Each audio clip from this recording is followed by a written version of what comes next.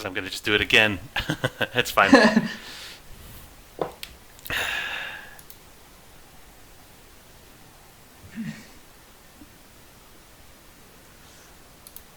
Oh, I'm no longer developing video games. I'm now playing The Secret of Monkey Island.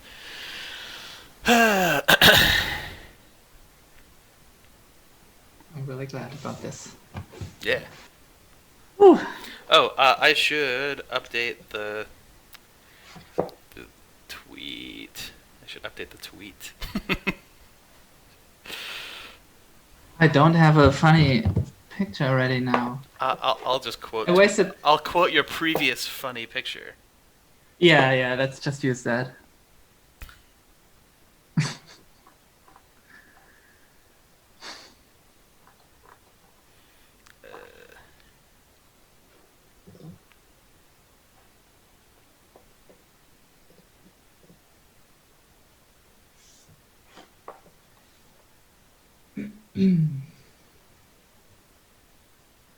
The game is speechless, and it uses the EGA palette. That's true.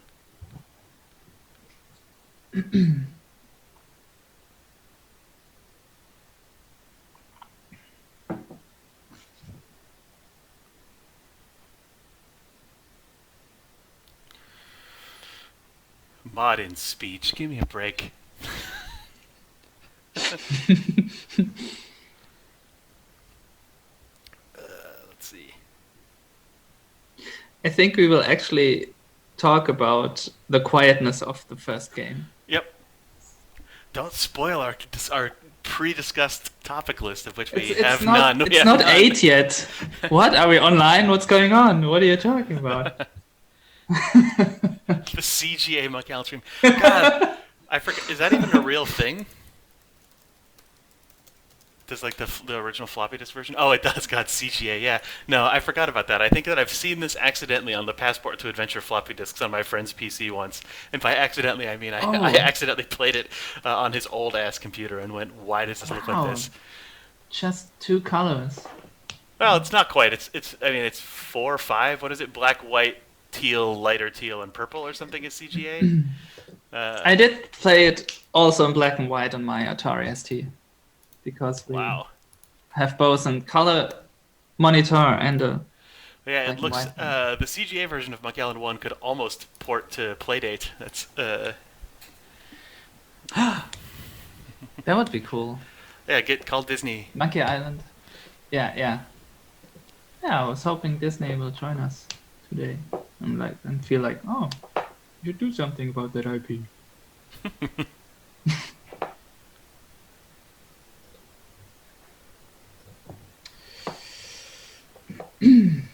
So, how does streaming work? What do you mean? I don't know how to. I'm frozen. I don't know how to moderate a stream event and be an influencer. Yeah, that's my question. How do we influence? We influence by playing Monkey Island on the internet for a little while.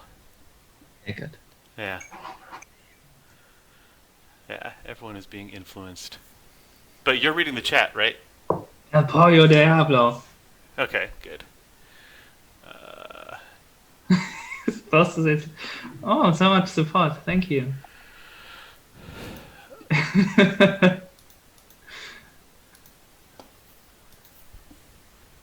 Hello, everyone.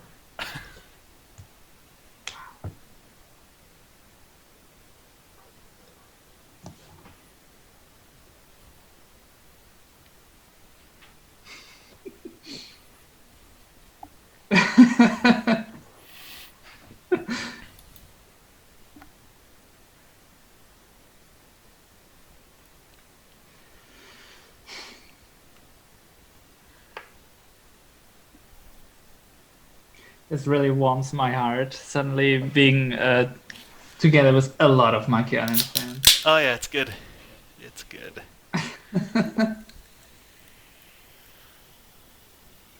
It was like it wasn't a while ago when this new Steve Purcell painting popped up.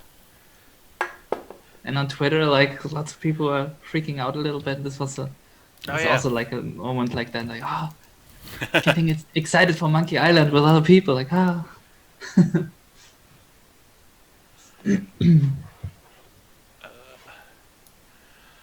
see.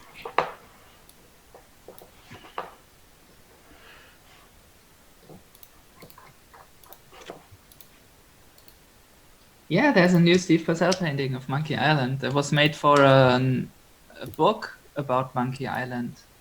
Yep. French book, I think.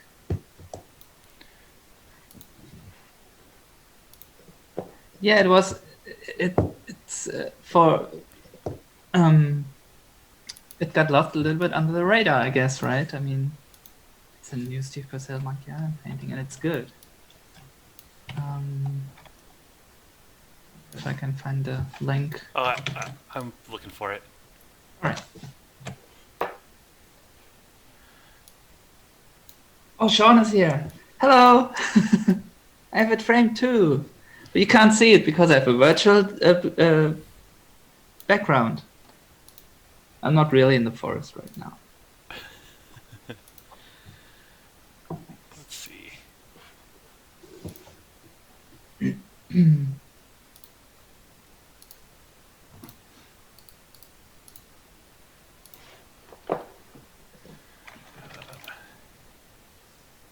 Time, gentlemen, please. Hello.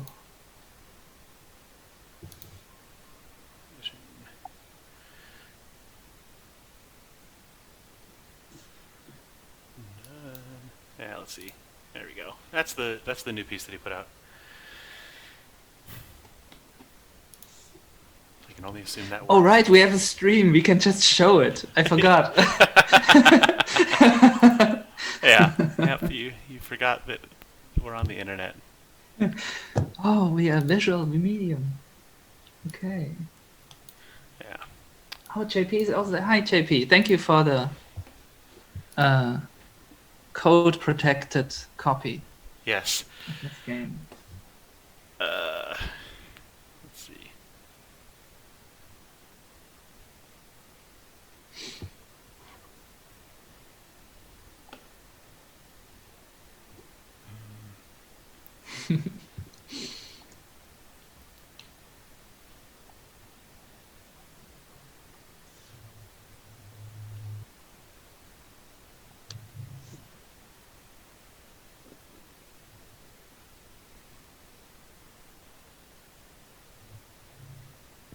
We have Chester as our co-host in case we got stuck in the puzzle. And also because the whole setup, the picture setup of Chester just fits perfectly here.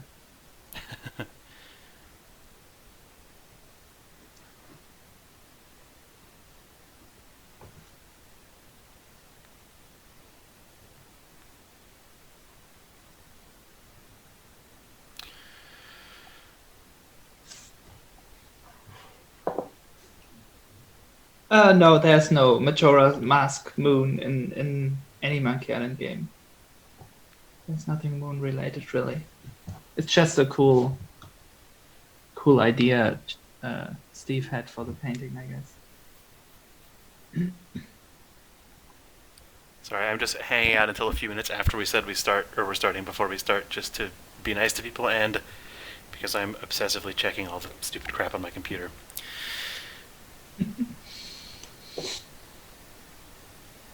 Double Fine? Wow. The whole studio? Whoa! Hey, Double Fine. It's me, your intern.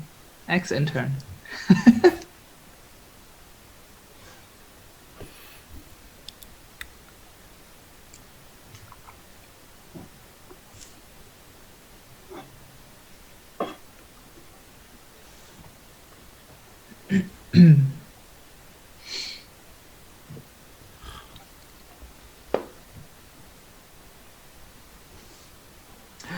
Okay, it looks like we have over 75 viewers. Yeah, it's a damn shame. What? What? I mean, it's great.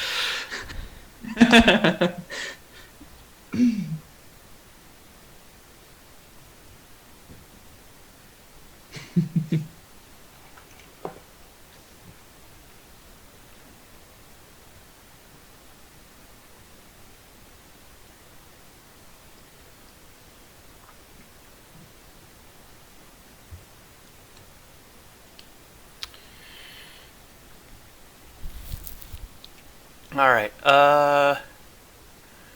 Should we start this thing? I guess so. All right. I'm glad that Double Fine and Mix and Mojo accounts, I guess, are here. Weird life. Okay, so. Or should we do an intro or something? I never did this before. Let's do a quick intro. Okay, hi everyone, it's me, Jake, and I'm here with Marius Winter, a friend of mine who you might know on Twitter or other places as. How is your username pronounced? Marius Arts. There it is. Mage's Arts. Let's see. We both worked at Telltale together during Sam & Max Season 3. Right. And we love Monkey Island and talk about Monkey Island all the time. And Marius has been trying to get us to do a live stream where we just play Monkey Island and talk about Monkey Island for 4 million years. So we're doing it today. Well, we can't leave our homes. That's awesome. Is that a good intro? Yeah, yeah, perfect. But I'd like to add when I made this Monkey Island Flash movie, which was in 2007, and then when Telltale Games announced Tales of Monkey Island, I made a new cartoon, and then Jake messaged me and asked me if I would produce more of those movies for Telltale Games, and this is how we got together. And then eventually I had an internship at Telltale Games, and we met. Yeah, fair enough. That's true. I completely forgot that was the case. I mean, yeah. Before the internet became horrible, I used to think about,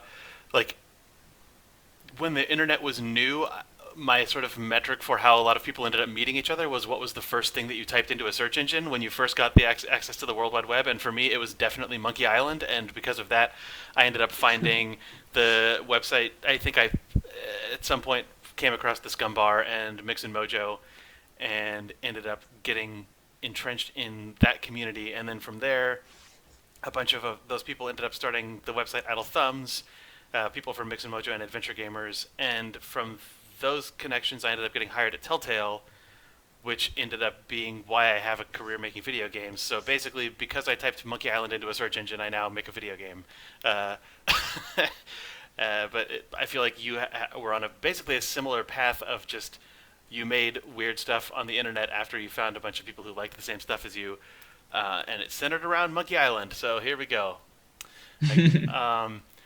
Let's see. We're gonna play Monkey Island 1, also known as The Secret of Monkey Island, the correct name, and we're gonna play the EGA version.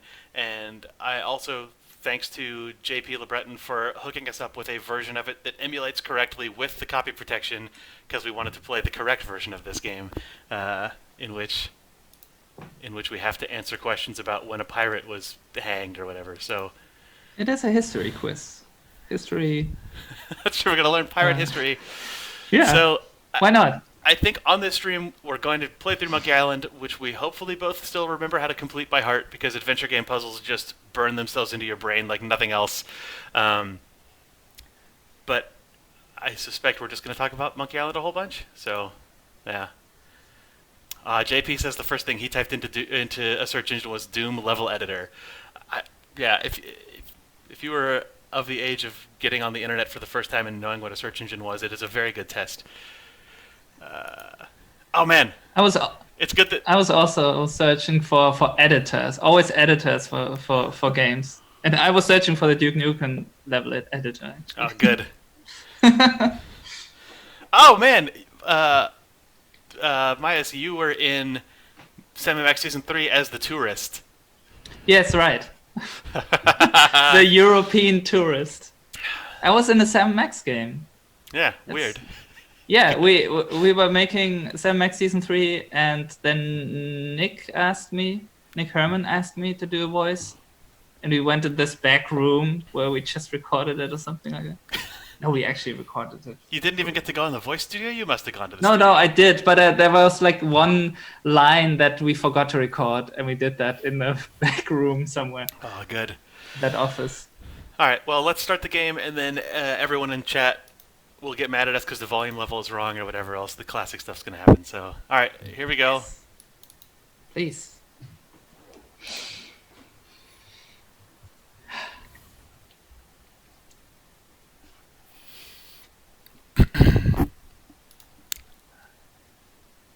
Okay, good. That's a good face. So, which city was that pirate?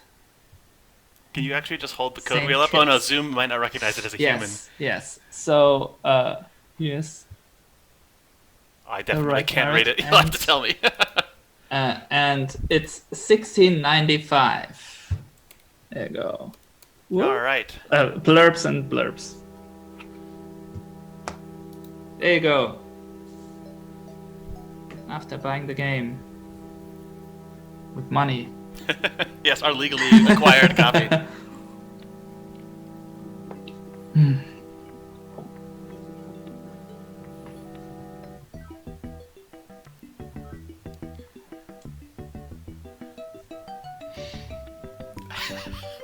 And now this is the part where we just stop talking and immediately just watch Monkey Island and play Monkey Island.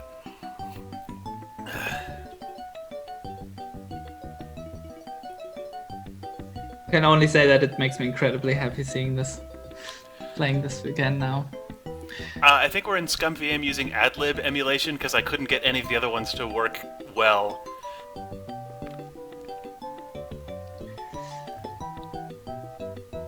I played. I was 5 when we got Monkey Island, so I played it with my dad on Atari ST because we didn't have a PC for a while. So the only games I played were Atari ST games, and luckily adventure games were often ported for Atari ST. I'm very glad about that. Yeah, I first played Monkey Island 2 before I played 1. I played it on a Mac because a friend of mine at school came over and said, my dad bought this game and it's like you're playing a cartoon. You have to play it. So I came over and played just like the first 10 minutes of it at his house. And it blew my mind, and then I immediately copied all the floppy disks and photocopied the code wheel from his dad and went home. And then it wasn't until I got a CD-ROM drive that came with Monkey Island 1 that I finally got to play Monkey Island 1. So I first played that like years ago, but I played 2 like right afterwards. Oh, that's interesting. Yeah, but I played 2 like right when it came out, basically. But I had no idea what Monkey Island 1 was. So when I got to the end, where you take the elevator up and you're on Melee Island in the alleyway, I was like, "Oh, this must be what Monkey Island 1 looks like. Awesome!" Yeah. Oh, we should mention this is spoiler talk all the way. We're gonna spoil the end of Monkey Island 1. Never pay more than $20 for a computer game. Elevator, what are you talking about? This is a pirate game. I hope we play all the way through the end of Monkey Island 2, because that's what I really want to talk about. Oh, yes. Oh, we definitely. That's the whole point of this stream. Is to talk about the end of Monkey Island 2? I mean, I guess if I can say that for the both of us, Jake and I really like digging through Monkey Island 1 and 2 and figuring out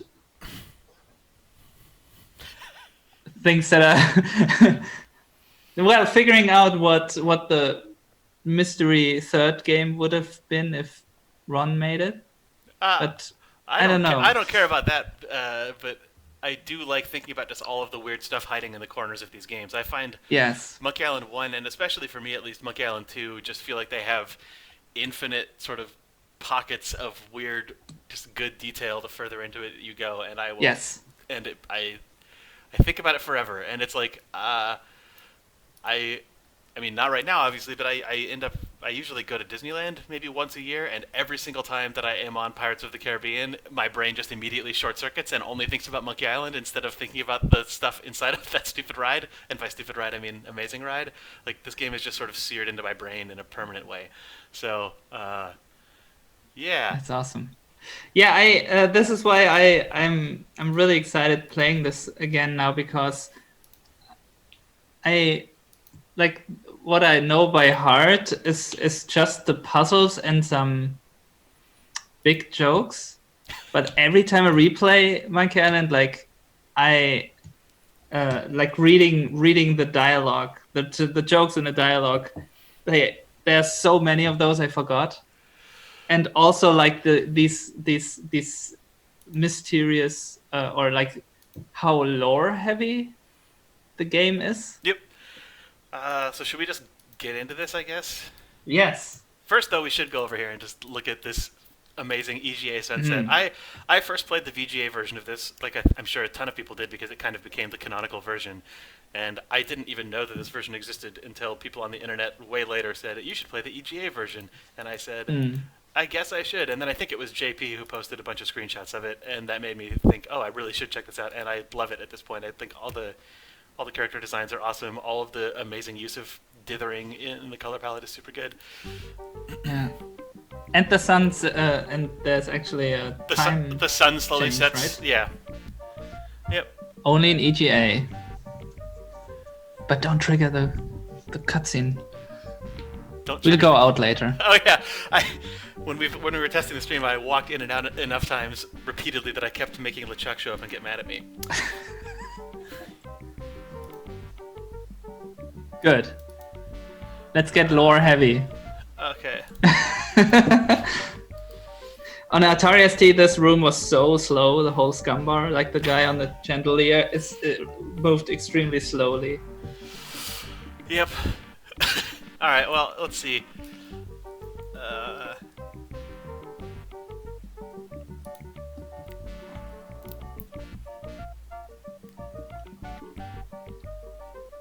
I've always assumed that all these close-up portraits are made by Steve Purcell, but I'm sure, like, all this sort of stuff, you never really actually know which artist did any of these, because once the style for a game like this is set and the artists who work on it are good enough, it kind of just all fades together.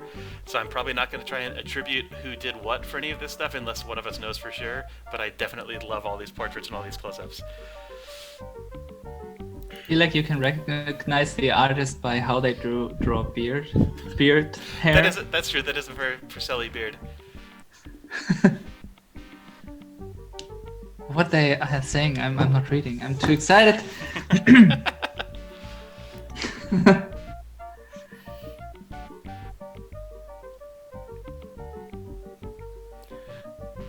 Okay. Important looking pirates.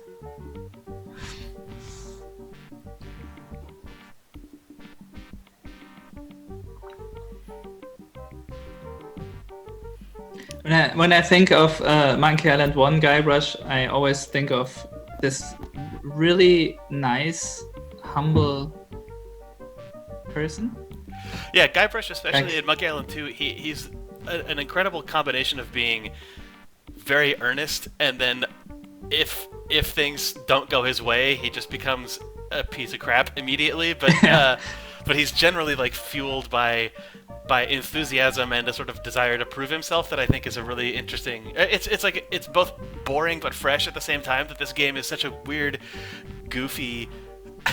Yeah, I like the combination that he's in a bar full of pirates who could kill him, and he's just fearless in that regard.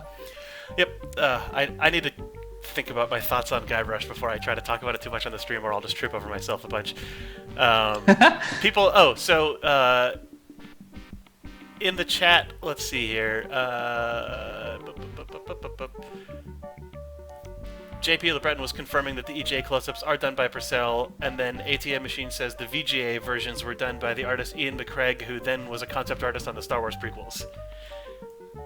Really? Awesome. Yep. But yeah, Guybrush is both earnest and he's a jerk. I think that in Monkey Island 1 and 2, I really enjoy that he's usually not exactly the butt of the joke. It's the structure of the first two games is I think different than a lot of the later Monkey Island games in that regard, where Guybrush sort of in the later games becomes a person who everyone who sort of the universe and the games treat as an idiot, whereas in the earlier games it's like he doesn't cause the bad things that happen in the story the way that he does in the later games, and I think that's a big distinction. In this game, he is sort of an earnest smartass who really wants to be taken seriously, and then he's caught in a situation way, way, way bigger than him. Let's see. Let's go talk to these people. Oh, they're busy. Yeah. It took ages until I played Loom, and I never knew that Cop also appeared in Loom. Yeah. But it's exactly the same sprite, but with a small head. Yep. And this is already like the first theme park like themes, I think. Like there's this fake hat with a string. He's just here to tell you about Loom. Yeah, it's crazy that in basically the first meaningful room of this game, it's already punching outside of it being a video game and telling you about a completely different video game, which just stacks and stacks until in Monkey Island 2 you're calling the hint line for your own game, where Guybrush refers to it as Monkey 2, which is like what the team refers to it as. By the way, I remember like as a kid, I was 5, so I couldn't read yet. So I played with my dad and such. And when Cop does the advertisement, then there's the word advertising blinking below, right? Mm-hmm. In German, the word Werbung. But I couldn't read, and it just stressed me out that there was something blinking. It looked like an error message or something. And I thought, oh no, what's happening? What does that mean?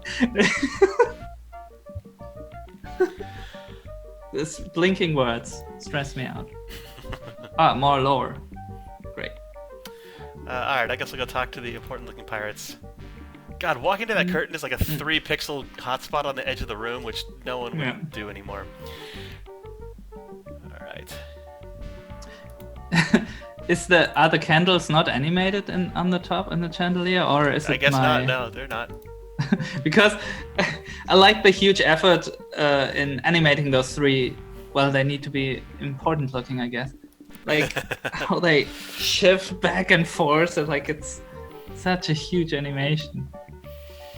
Yep. So my guess from reading the chat is that you and I are just going to talk about garbage through this whole game, and then in the chat a bunch of people are going to drop extremely interesting and relevant details that you and I just don't know about or care about. Which is what it's all about. Alright, let's see. I mean to kill you all, I want to be a pirate, I want to be a fireman. Yeah, well... You're like, what's the deal with Guybrush saying, I'm here to kill you all? Like, I mean, why not? He wants to be a pirate. As a pirate, you should just threaten everyone instantly. I see. I want to be a fireman. Yeah, I'm sorry, Chet. I'm figuring out the... ratio of looking, talking, and looking at reading the chat. All right.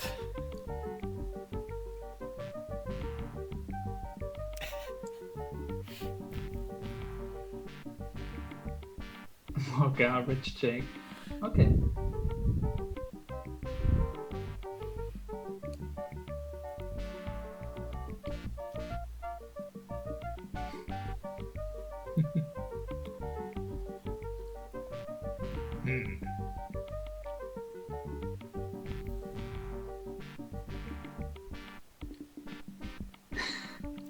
I'm very excited about this lore where I'm explained, I'm told 3 quests to do to become a pirate.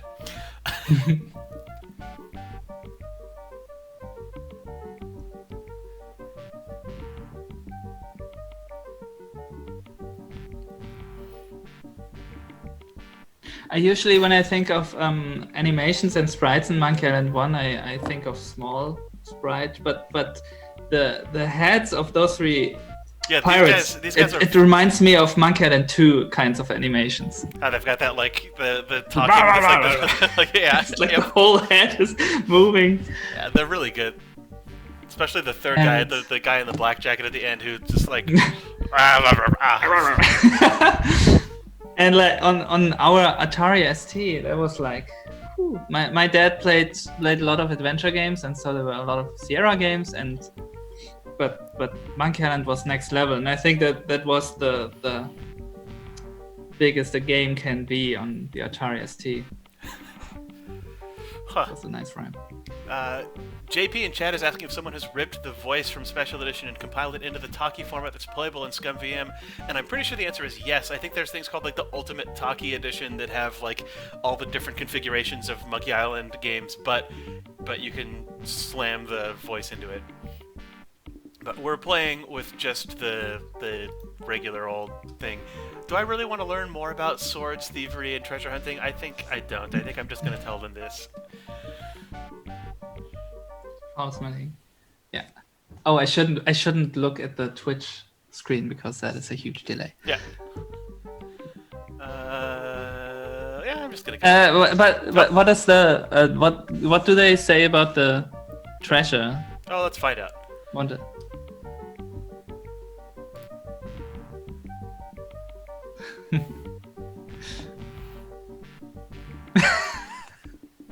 We just stood there. Treasure hunting. Because I wonder if the treasure is also like a trademark thing.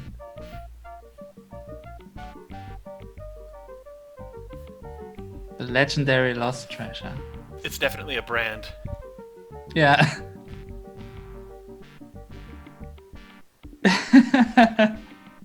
Should I find it now? Yay! Har har har.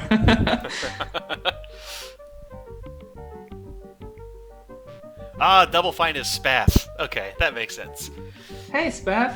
Hi!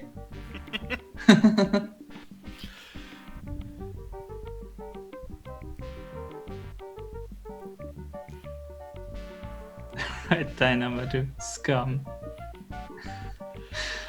Yeah, the way everything in this game is branded is so good. It's just this... this whole feeling that this world is both extremely real and also constantly blasting in your face that it is artificial is very good.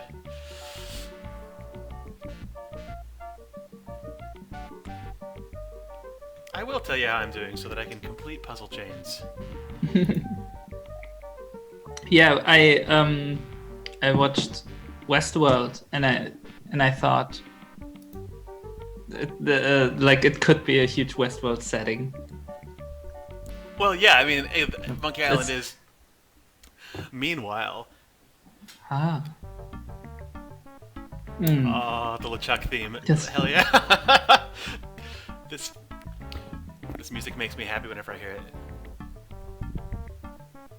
Oh, just the shot of the ship in the lava cave. It's like so menacing and. Meanwhile, there is some crazy thing brewing that is 1,000 times outside of your perspective for what is going on in this game. Is so good. Like, just this game's crazy balance of it's a weird constructed theme park style space, but also you take it seriously as the main character, and obviously you as the player who's playing it take it seriously, but then some of the characters take it seriously, some of the characters are absolutely crazy and have nothing to do with it, and some of them just admit to what's going on, and then it also just hard cuts to this scene of like a weirdly creepy thing that you do not understand. It so quickly just paints this picture that there's just so much going on outside of your perception of the game so far. It's so good. Yeah, and when the cutscene is over, it freaked me out. Like, Monkey Island 1 and 2 I was very scared of those games in a good way. But like, you're like, yay, let's become a pirate, and then there's this scary ghost pirate who's angry that you just exist and says, what does he say? Like, I will take care of this. Yeah, he says, I'll take care of it myself. Yay. Like constantly, because, I mean, as a kid, I didn't know what are the constraints of a video game. Right. Like, can you go in this house back there and such? Like, I tried everything. And in my mind, from every corner, LeChuck could just pop up. And so there was this constant dread, even especially in the forest later. And I think this is amazingly effective. Oh, what's with the cursor? Oh, I'm sorry about that. I'm changing chat moderation settings because I had it set to reasonably high, and it was censoring all sorts of stuff. People were trying to talk about Sam and Max and saying S and M, and it was censoring them and things like that. So I've lowered the chat threshold. Let's see. Chuck's actually menacing Monkey 1 and 2.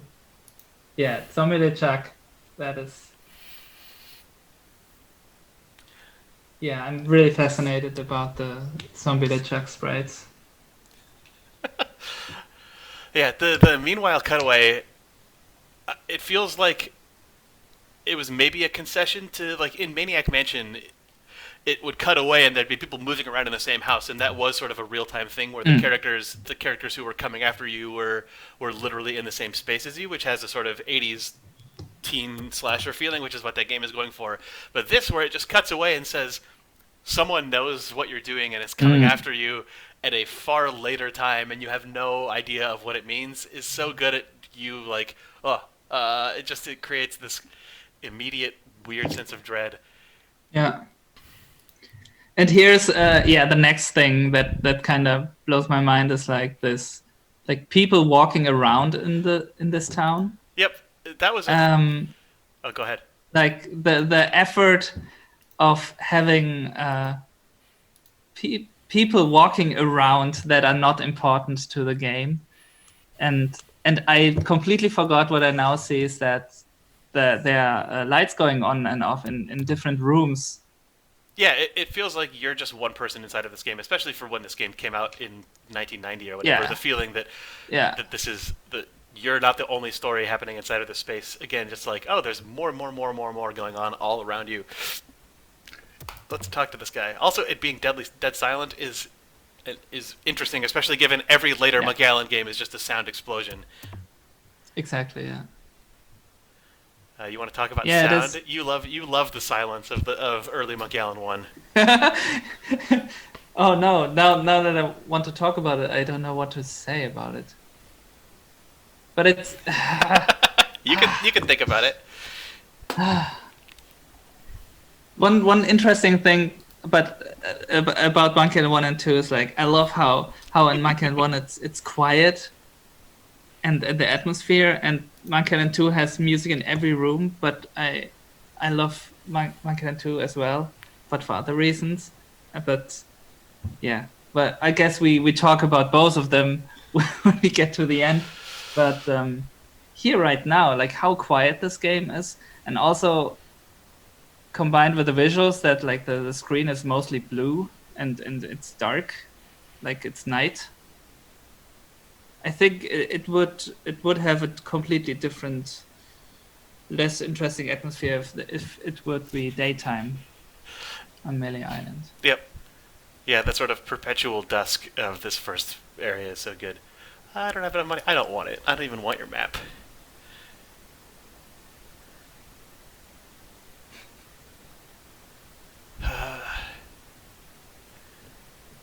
Man, I do not remember how to play the beginning of Monkey Island 1. This is some of the puzzles that I don't entirely remember.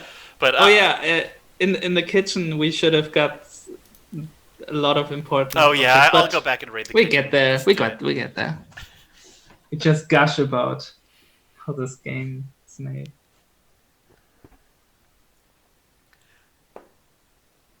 Yeah, we're playing with ad-lib audio, so any door slams are just going to be a drum sound effect.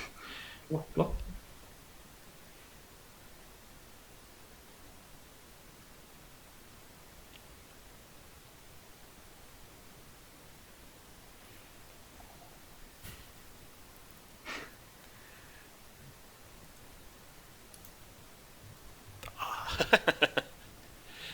Oh yeah, I forgot. Yeah, especially the pirates walking around, like this never happens in any other Monkey Island game.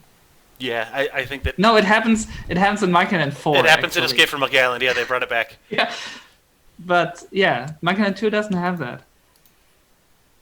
And I feel like there's a huge effort in making this game, which was only made in under a year, to have like a town that lives and people walking around. Yep. Let's see. Oh yeah, those are the same pirates who are in Monkey Island 2, sitting up on the top of the ship in Woodtick, the men of low moral fiber. All right, let's sneak into the kitchen.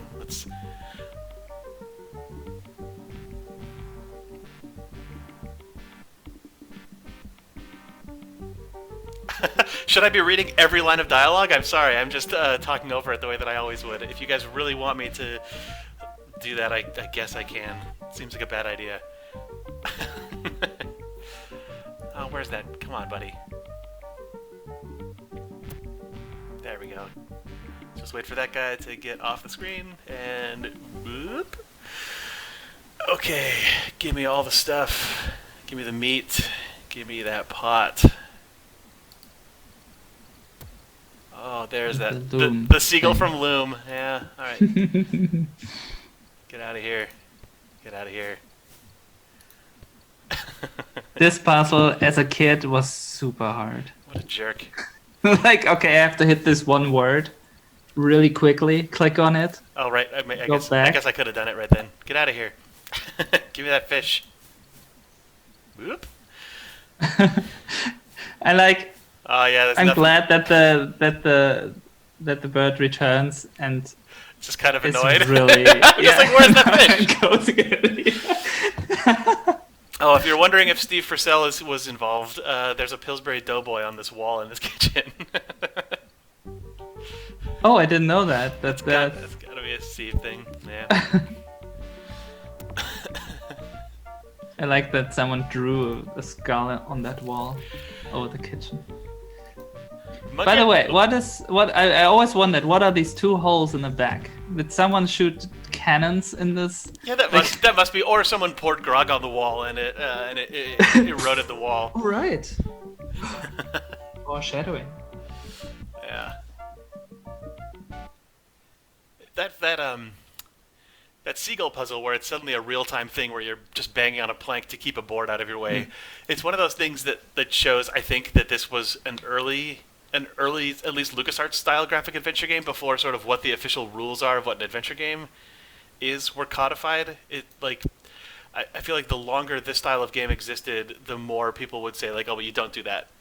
And maybe that's not true, but I feel like it is. I feel like this game, Monkey Island 1 and 2 both feel to me like they're using all of the design language of a graphic adventure game because, you know, they are some of the first ones of those that use this sort of point-and-click system, but they're always doing way more with it. Like, they're sort of trying to simulate a quote-unquote real game, but with the language of a graphic adventure game, where this has, like, it has two pieces of it. It has a monetary system. It has insult sword fighting, which is kind of a leveling up based combat thing. It has a big world map that you uncover. It has events that transpire in real time with the guys walking around on the map or things like the seagull. I don't know. That stuff just falls out of this style of game over time. But the Monkey Island games, it ends up just making the world feel so much like it's really running underneath all of the puzzles in a way that is super cool. Oh yeah, look at that minimalist environment art. It's so cool. Look at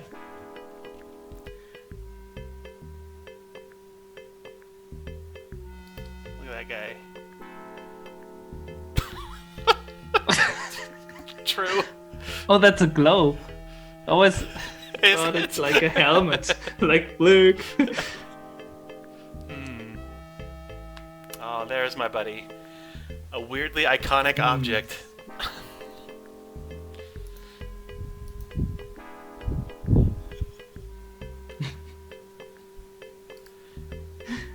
What else is there? Knickknacks. Oh, it's a jar of bat drippings. Oh. Monkey flakes. Cat knuckles.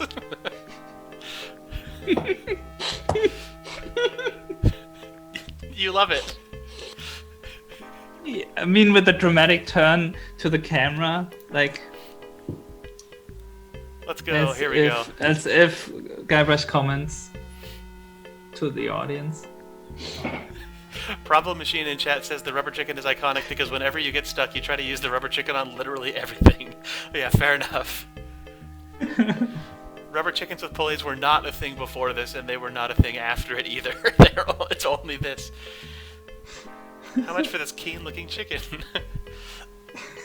Oh, I forgot that the voodoo lady just reads your she reads your dialogue before Guybrush says she it. just talks when you. Yeah, it's good.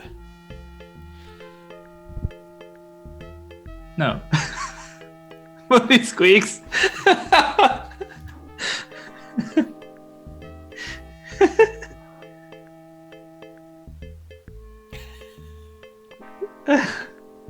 Nope. No, Sarah.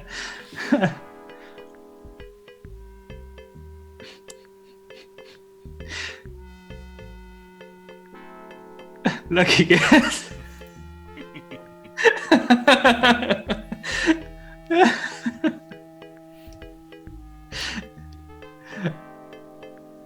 Coming journey. It's interesting. We should go back to the voodoo lady over the course of part 1, because she tells you new things later. Okay.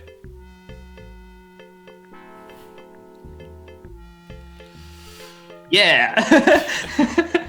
Guybrush is so good in it. What?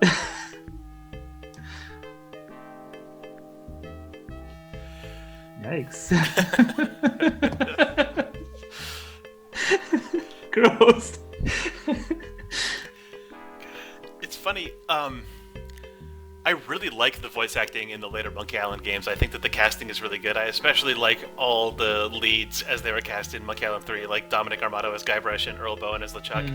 Oh, and I forget the name of the actor who plays Elaine, but she's also really good, and she was back in Tales of Monkey Island, and she was awesome in that. But I really think that, like, no offense to everyone who they all came back and did the voice for the special editions of Monkey Island 1 and 2, but I find it so hard to imagine this dialogue spoken aloud, and even then when I hear it spoken aloud, it always sounds strange to me.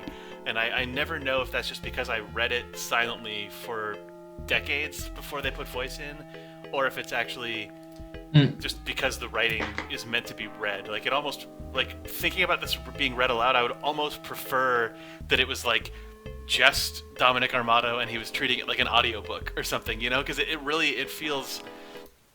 It feels like they were all just built to be read. It almost, like, this is not the right timeline, but it almost feels like people, like, the humor is not like chat room humor. It's like it's not internet humor, but it has that feeling of, like, writing that was written by someone to just be put in front of someone else to make them laugh just by the act of reading it. Whereas I think the later games were written more like screenplays and written more around the idea that voiced characters are going to be reading them. But so much of this stuff, I think, just it plays so well inside of just the voice inside of your own head better than people reading it aloud. Which I'm again not saying to fault the voice actors. Maybe you don't agree, but I really, it's a thing that I think about a lot. Like when in Monkey Island 2, right at the very beginning, this is like an example that I've used too many times, but when Largo Legrand is grabbing you and holding you over the bridge, and he says, like, "Scream all you want. There's no police on Scab Island." And then one of the things you can say is, then who? What is it that who does who? Man, I don't even remember. Guybrush asks, like, who does something and beats up all the transients or something, and it's like it's just a thing you would not be able to say in that scene in a way that actually makes sense, but the fact that it just comes out of his mouth, your brain just is like, I guess however that was said. Who eats all the donuts and roughs up the transients is what he says. Thank you. But, like, that's just not a thing someone would be able to say when hung over a bridge and being shaken for all the money in their pockets. But the fact that you're allowed to do it and it works because there's no restrictions on sort of the reality of the moment, I think is just like your brain is able to be like, oh yeah, I can say that line and it totally works. I wonder if someone's in that back alley back there. I wonder if someone's trying to talk to me. They weren't able to hide the sprite of Fester. Oh, what is his name again? It is Fester, I think. Fester? Yeah. Yeah, this all like this. Well, see, the first line is good. Yeah, it is. This is already like, yeah, what you just said about the voice acting and such. It is just reading the options make me laugh, and I think this is kind of has something to do with that as well. Like how so much of it just takes place inside of your head. Yeah. Yeah. New in town. It's So nice.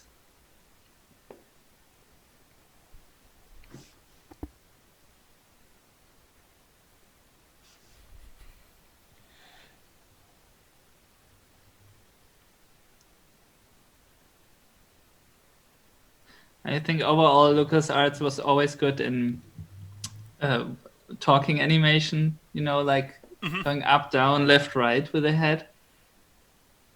Yeah, I don't actually know enough about how that works. I know that the head is a different part from the body, but is that just one loop, or does it have noise that it adds in where they'll sort of do like the up, down, and then occasionally change back and forth? What's behind that door? You can't even click on it. I wonder, though. Oh, there's a sign. What is it? Employees only. Nice. That's good. Ooh, circus.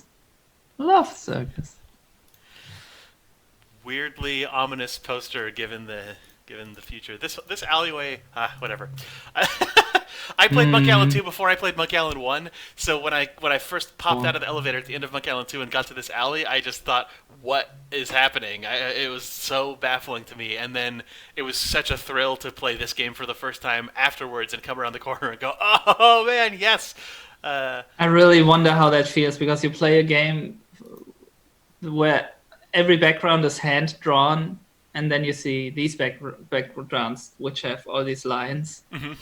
And were made with a mouse. Oh, you have a Guybrush emoji. I should read something from the chat. I love this shopkeeper. Excuse me, storekeeper. How dare I?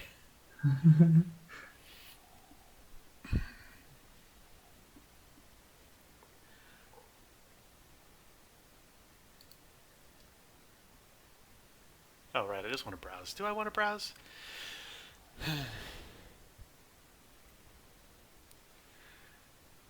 It's funny seeing him being named storekeeper. It reminds me, when we were working on Tales of Monkey Island at Telltale, there was a tendency to name every single character in the game and give them all backstories and come up with, sort of fully developed personalities for them. But then finally on episode 5, when Guybrush was in the afterlife, when you're in the sort of like pirate at the crossroads, I guess is what it was called. Boy, my memory should be a lot better than this. And Crossroads. We had all those characters that you meet that sort of are relitigating all of the pirate challenges, but in the afterlife, we deliberately named all of those guys like storekeeper and thief and gave them just generic trade names because to call back to the first couple of Monkey Island games where you don't necessarily know all these guys' names and they're just kind of there to be a weird burst of personality, but almost like RPG characters who are just sitting behind a desk running a store for you. And I was happy that we got that in that game. Yeah, I think it's weird. I think that the old Monkey Island games have this mix of things that just was thrown in there. Like, it's just a storekeeper. Don't think too much about it. Make him look creepy. Right. But then you can find out so much backstory in Monkey Island 1. Yeah, the overall structure of this game is like, what if the sort of layout and trappings of an adventure game were running a very lightweight pirate RPG, and then all of the dialogue and all of the deep, like, digging into the puzzles are like, it's not normal. It is, in fact, a super weird... I don't want it, actually. I don't have enough money. We don't have money. No. We haven't solved one puzzle. No, we have not. We should... About the sword. Yes, I don't want it. Yeah, I'll go to the circus. I forgot that he talks while you wait. Yeah, he's just like, all right. I want to close. I'm doing everything I can to not leave town. One nice touch I noticed before. A nice side product of people walking around in the city. There was, when we left the Voodoo Lady shop, someone else entered the shop, and this is just suddenly feels like a world where, like, oh, the Voodoo Lady actually does have a business, and right. People go there and buy stuff or whatever. Was Elaine called Elaine just for the church joke at the end? That is a very good question. Because the end of the game, you run into the back of the church and scream Elaine, which is just a graduate joke. And okay, I guess Ron Gilbert has said that is the case. Should. Oh, nice. Yeah, that's good. Oh, it's nighttime now. The sun is set fully since we were walking around the game. Wonderful. Yeah, it's a bummer that the VGA version doesn't have that. I mean, the game starts with the sunset. Has such an interesting. Yeah, it's really cool. You suddenly have a context, like, or a time frame that there's like a exact beginning.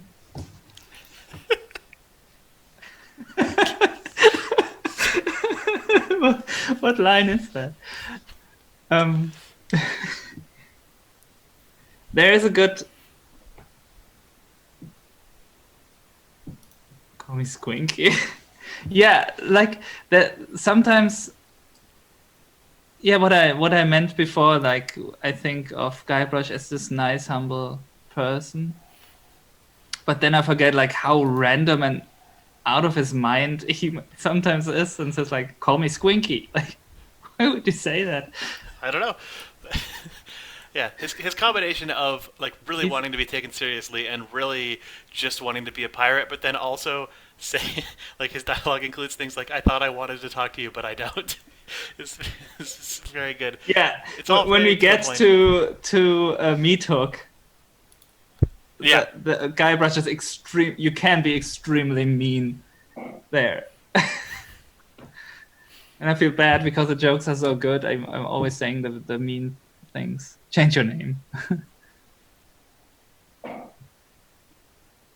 Who are you? I don't know. There's a. If you, what are the first lines when you talk to him? I think you just say, "I'm Guybrush Threepwood and I want to be a pirate," and then doesn't he say you look like a flooring inspector? But can't you ask if there's like a weenie stand or a here to this guy? Yeah, I heard there was going to be a weenie roast here, and there's like it must be a coincidence, but like at the very end of Monkey Island 2, when you meet your parents said like, we were supposed to meet at the weenie hut. Oh yeah, but that's also they go in on that big in Monkey Island 2 because there's like, is it Rapscallion? Is that his name? The pirate who runs the steaming weenies hut, but then it burns down and he's a ghost that you have to bring back, and then you turn off the gas for him and stuff, and then that hut is in the background at the end, I think, or maybe it's not. What? I can't remember. Whoa, we have to get there and I talk used to about play that. this game like every 2 years, and I have not played it in quite a while. But I love that at the beginning, like if we go with that theory that you are a kid and imagining things, that you go, the first person you meet, you ask him if there's a weenie hut, because that's the place you were supposed to meet your parents. Yep. And then as pointed out in chat, Monkey Island 2 starts with a weenie roast as well. All right. But basically, chat, this is the reason why I love to replay this game and talk about it, because these are the details that I love those so much. Sorry. This map it's such a simple thing, but just you start off in this little town, then you walk out, and it cuts to this huge map full of little things that have there's a bunch of dots that don't light up, and then also, like, just scanning it, you can click anywhere, so you don't only go to the hotspots. And they just have these little descriptive things that don't tell you what they are. But then, also, if you roll over things like fork and you click on it, that is its own, like, it's not marked on the map, but just by scanning, you find that there's just another location where you can go different directions. Yeah. God, it's so cool. Which made it even more scary to me. There's like a low-key, this is a place you are not supposed to be. Yeah, it's interesting. Like I cheated and played Monkey Island 2 first, which has an even more open map than this. All the maps in Monkey Island 2 are closer to the later map you get to in this game of Monkey Island, where you can literally walk anywhere. But I always thought it was so interesting, like just as a whatever 11-year-old, to walk him around behind a mountain on the map and just think, I wonder what that looks like. Like, and the same with this, like just walking out to this little spit. There's nothing there, but it's like I guess that now I'm standing on one of those high arches that you see in the world map at the start of the game. I don't know. Well, let's go to this clearing. Yeah. And it's a really nice touch that you can actually walk there, like the tiny pixels. Yep. Oh, Time Gentleman in chat says, I like that the map is fully diegetic, like it's just an extremely high camera position. I don't know if that was standard at the time. Right. True. Yeah, that's another Tales of Monkey Island thing. I really wanted the maps to literally be zoom outs in that game, so I, for some insane reason, had the camera actually fly up through the clouds and then be a pulled out camera view. I think that was as a reaction to in Monkey Island. In Curse of Monkey Island, they're still drawing, but then in Escape from Monkey Island, they finally turned them down into just a drawing of a map that you walk around on, and that really bummed me out. And I wanted to really push that like the maps are real, but we didn't really have the production budget or anything to get those maps to look like super sweet. They were kind of the lowest priority art asset in the game, I think, because everything in that game was barely fitting on the Nintendo Wii. But I was still happy that we got those sweet transitions where, like, no matter which exit to the map you picked, it was set up so that the camera would start from that position where Guybrush walked off screen and then like pull up to the same map view from no matter where you were. I was really proud of that. That was a thing that I always thought would be cool to put in a Monkey Island game. and then I got to put it in Tales of Monkey Island, and I was very happy. And then the first thing that I ever read about Tales of Monkey Island was my friend Merrick Bronstring on Twitter saying that art looked like shit. And I went, well, all right, so it goes. You live out your childhood dream and put it in a video game, and then your good buddy who ran Adventure Gamers for years shits on you on the internet. Hi, Merrick. He's in chat. Yes. Well, I will admit that map doesn't look very good, and it was, I think, one of the first 3D art assets I ever made, and somehow it ended up in a video game, which is horrible. Well, don't feel bad about it, Merrick. I think it's hilarious. Amazing. My cousin Thorsten and I, we stayed up until for the Tales of Monkey Island release for the first episode. We stayed up until night because the release got pushed back like a couple hours or something. Okay. But then we decided to play the episode through the night, and it was amazing. And the camera pull up, it blew my mind because it was like so unexpected, and it was like, oh man, we are playing Monkey Island again. This is awesome. That's good. I'm glad it worked on you. Even if it knocked three points off our Adventure Gamers review score. This music, it rules. Let's see. And these guys just talk forever back there. No, I think at one point they notice you. Oh, okay. Whoop! Yeah,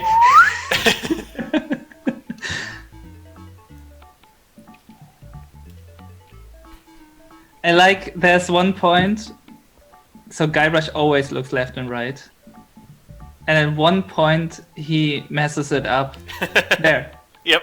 What? Like, huh? What? And he corrects it. It's so good.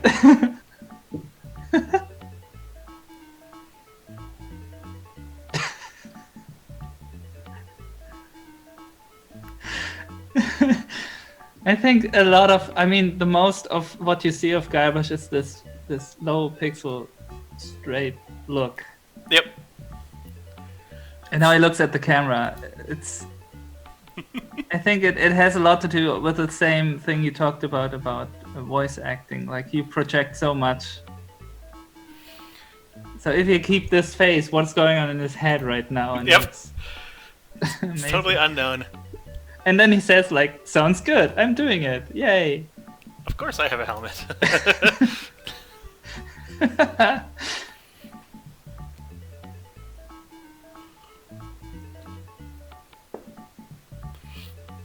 Oh, did I have the opportunity to say that I was selling these fine leather jackets here? I think I told the lookout guy that I'm doing that.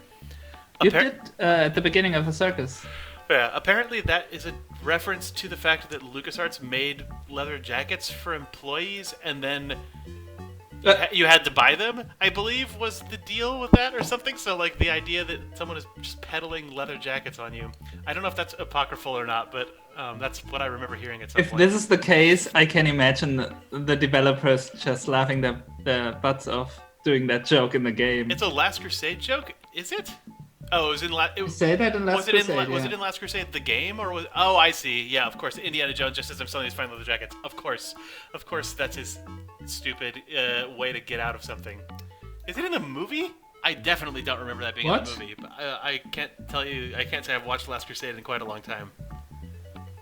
Yeah. Okay. The game. I was like, he does a different ridiculous thing in the Last Crusade movie where he pretends to be there to look at the tapestries. But no, in the game, he is a wacky jacket salesman. All right. Use pot. Look at that animation of him presenting that pot. Ah. That's also a good point. Like, with not so many animations, every special animation was... Yep. Like right now, this is such a highlight. Echo.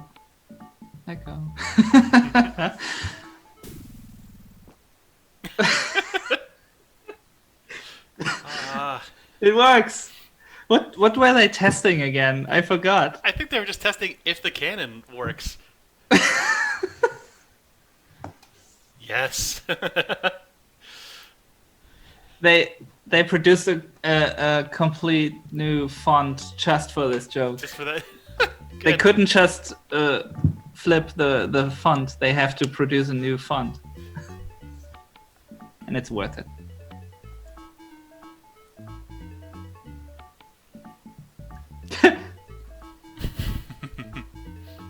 There's so much wrong. Okay, if they change the aim, at first I thought you just have to move the hay, but then you crash the pole. But that means if they shoot to the right a little bit, then you fly over the hay through the. Is that the only purpose of the circus in the whole game? All right. Spaghetti Brothers. Oops. Rude. What a scene. This whole approach is so good with the foreground trees down to the tent just glowing in the night. Yeah. I got 480 pieces and I was well paid. And the usage of, like in the EGA palette, like the usage of pink. Yeah. I don't know how this looks in VGA, but I think you wouldn't pick pink if you had more colors. Maybe not, but it's got that. It's like a red and white striped tent, which is pretty classic. Where should I go? The forest. Let's get the flowers. Okay. Let's play the game. How about that, Jake? Let's solve some puzzles. I just got the. I have so much money now. No, sorry. I didn't mean to. That sounded mean. I thought we both fail in not playing. Is that what I want? Is that the ones that make the meat bad? Yes. But I hope we stumble upon the. Oh sure. Oh. Huh. The stump joke. Oh my god. I really want to get there at one point, but I don't know how to get there actually. We'll see. But the stump joke is something that also is just a joke, but interesting. It makes the world so much bigger. Okay, let's see.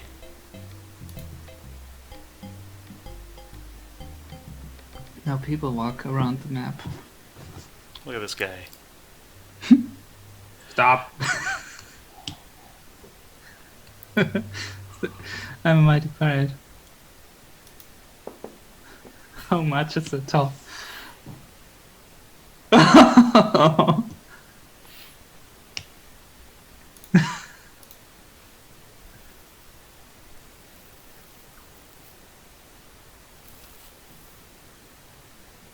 mouse. I also don't know. Is this actually supposed to be George Lucas? That definitely got canonized in the special edition 100% as this is George Lucas, but it always just kind of looked like a random bearded pirate to me in the older versions of the game. Yeah, I don't know. I can imagine that it just... He was made and then someone said, looks like George, and then it became canon. This is another Don't I just give this to thing him? like of the Oh yeah, that is a horrible yeah, localization another big joke. animation.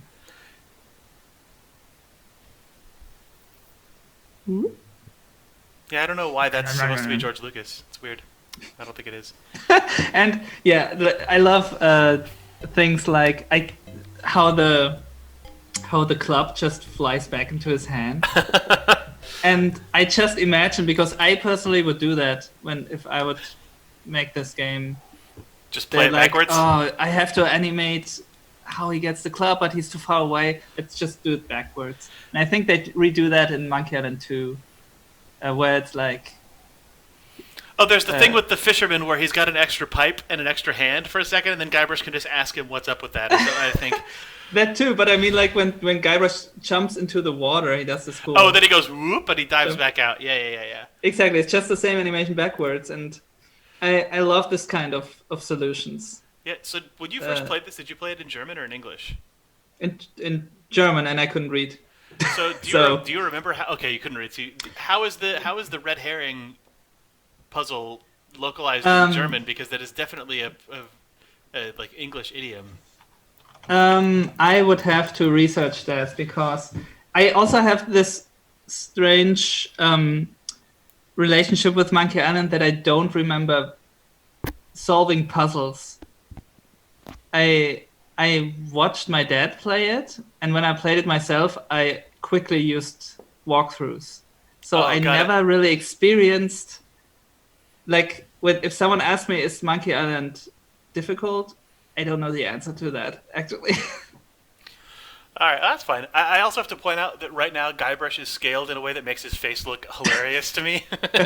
He just looks like a really sort of beleaguered old man in this at this exact moment in time. All right. Anyway.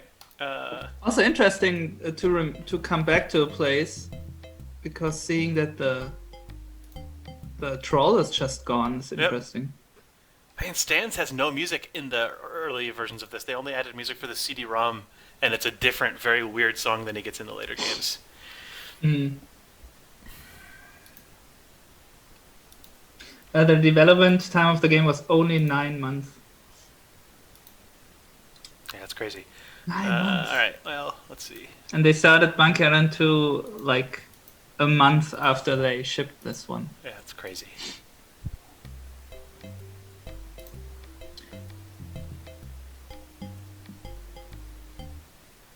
This is the sword or the sword trainer guy. Yeah.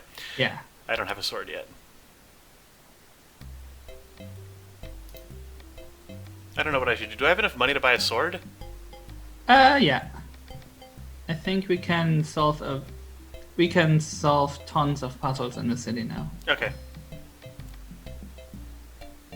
I never understood the... Come on, Guybrush.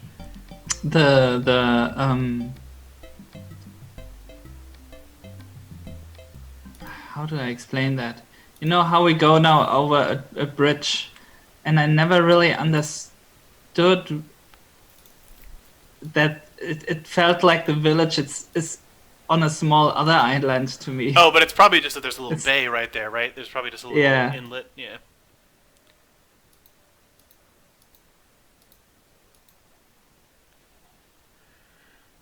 As a kid, I tried to get into every door. It's crazy that this whole town is one giant dead end, that there aren't other entrances and exits on either side. That's a thing that in later games, right. I think they would have definitely had, like, right here a walkway out right. to the island. All right. Oh, what? Okay. Interesting. It's gone. Oh, right. Yeah. Ring bell for service. Well, first, let's see. What do I need? I need this sword. I want the shovel. And the shovel. Is there a third thing that I need? Not yet. I think you need mints, but you cannot buy those yet. You have to meet Otis first. Oh, right. Bonk. In our face.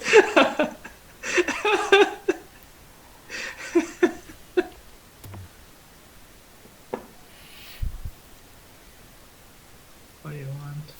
Beautiful.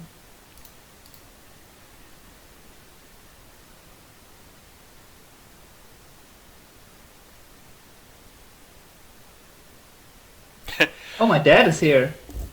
Oh, good. Hey, Dad. Oh, it's Carl, who used to work at Telltale with us, says in chat, the bridge troll is also kind of ripping on Sierra. You don't see this if you solve the puzzle immediately like you did, but he says he'll give you 3 chances to solve his riddle or he'll eat you. But then if you take more than 3 tries, he just loses count, and there's some funny dialogue about it. That's pretty good. That's good. I want it.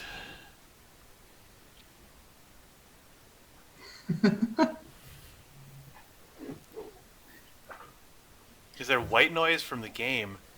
If there's a white noise, it's probably from my stream setup being bad.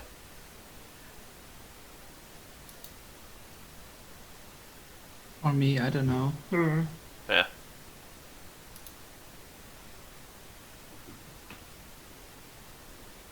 But yeah, the game is dead silent until there's background music.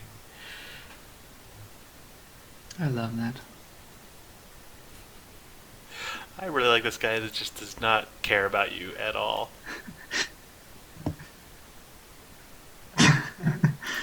This whole situation of him leaving, and this is also another element of those feeling being watched kind of things.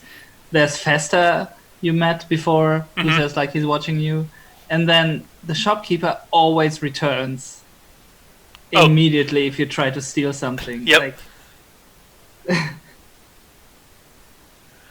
Yeah, sorry that there's white noise. It's not a thing that I knew was happening. Hope it's not too loud. Don't touch anything. That's true. Oh boy, I'm gonna need to get a piece of notepaper to write down this stupid combination for that safe when it's time to do that. did you do it just now, or No, we were not there yet. no? Rob him. I don't I think you think can rob it's him. right, left, right. Oh, if you remember it, I we're don't just remember. we're gonna have you just solve it. He's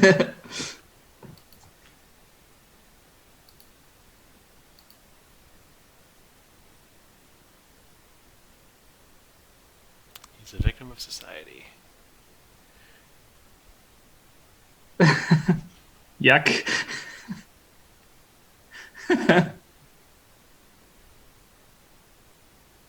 All right. Get the mints real quick. I think we can do that right now, right? Yes. Let's annoy the shopkeeper. It's so ridiculous that he just appears. The joke is a little bit funnier if you close the door before, because then with the when he returns with a bang of the door, it's just It really is a breath mint. Yep.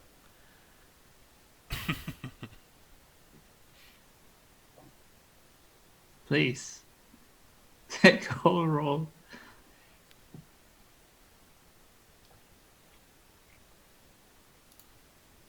All right.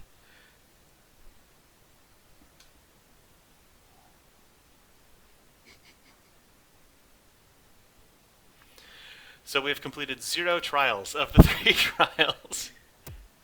All right. Let's see. Oh yeah, but we can, if you want to be time efficient, we can. Well, let's buy the map.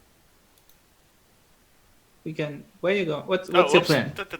My plan is to get a map from the map guy. Does anyone know the origin of the use of the trademark on island names, etc.? I don't. I assume they just thought it was funny to brand everything. But. Hmm.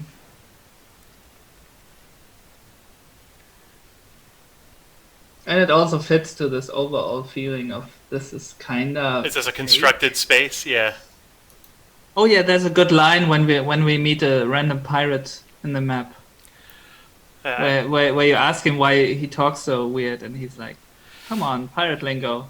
I know that there is the feeling that like, oh, it's a theme park because of the ending of Monkey Island 2, but I don't know if it's ever really been confirmed one way or the other if the literal it's a theme park thing was going to be a part of this game or not. I know people had talked about, like either Ron Gilbert or Tim Schafer, I think it might have been Gilbert, had talked about how they had a desired original ending for this game where you could sort of choose to leave or stay inside of the fantasy, but I don't know if they literally ever said that the early versions of the end of this game were you're inside of a child's amusement park. But I know that the early design docs for Monkey Island 1 those got published a long time ago, and I meant to reread them before the stream, and I did not do it. I found the story draft for Mutiny on Monkey Island, which is a completely different story, but it feels completely different, with different names and such, and there's no ghost pirate. Yep. But then again, it has a lot of elements of Monkey Island 1 and 2. Like, basically, the main character of Mutiny on Monkey Island is Guybrush at the beginning of Monkey Island 2. So right from the start, the pirate you're playing is like super famous, or was famous, but kind of that was gone. The thing. So like, but so now he's you're looking for nobody. the next big thing, and Yeah. so it's exactly how the beginning of Monkey Island 2 is. Yeah, this game does feel more like it was sort of put together as they went, or sort of slowly built and became what it is, which I think is awesome. All right, let's do the monkey dance.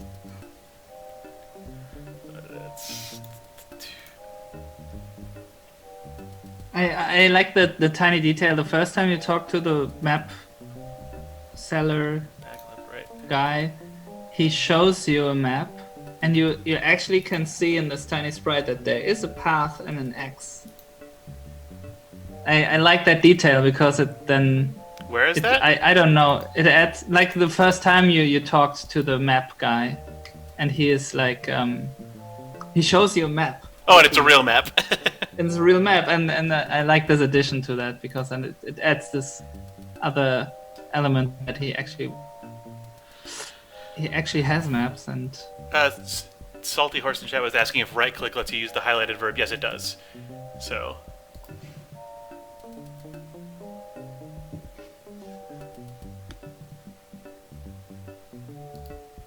Oh, I thought this was the stump. I guess not. Okay, fine. Let's look at the map.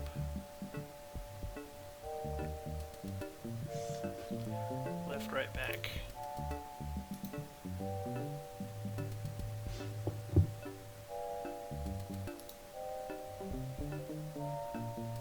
Did I take a wrong turn? I might have. That's the stump. Ah.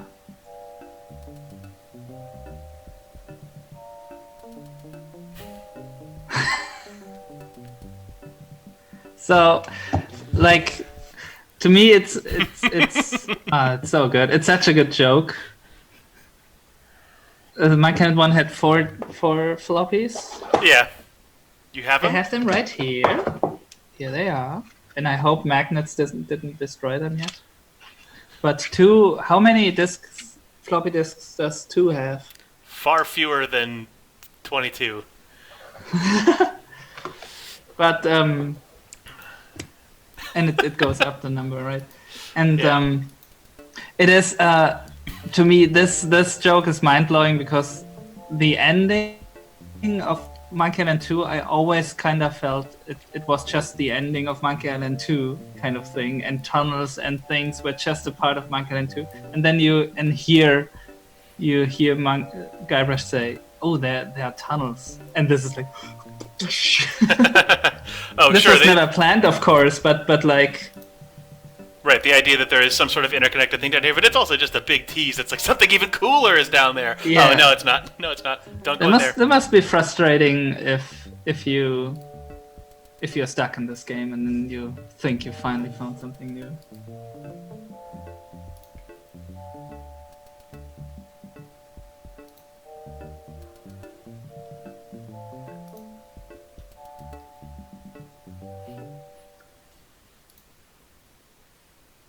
Oh, right.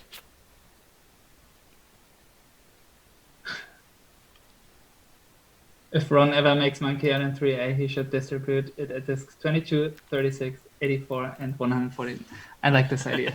This is good.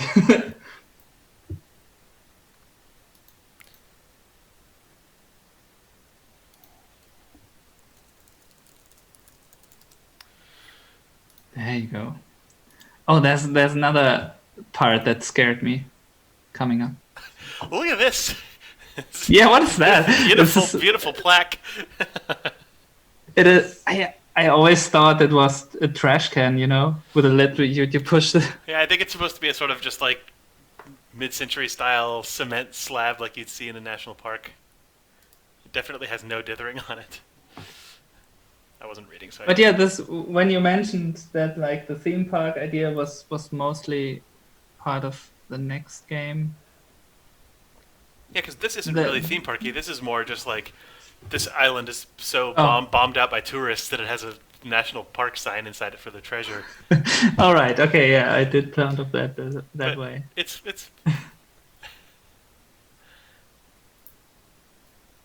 So go easy on the treasure. Yeah, it's such a like pirate version of the packing it out your trash. I get it. Yeah. All right. Especially now because how is that? Because LeJacques is terrorizing the sea. Like everyone just flees to Melee Island. I think that's true.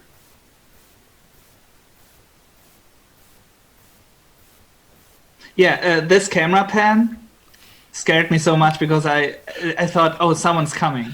You know what I mean? Nope, they just had to swap the digging art. Yeah.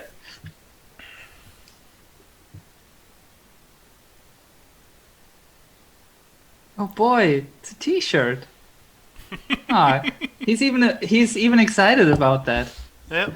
Like,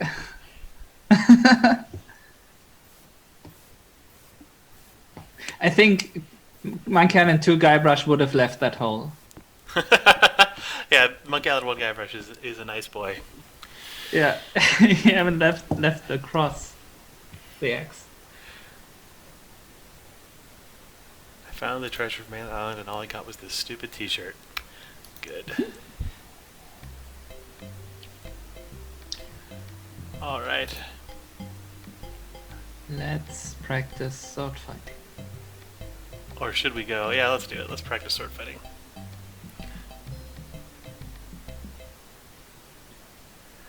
Oh, there's one of the small lines that I just like of Guybrush. And when you go to the door. Boss extra.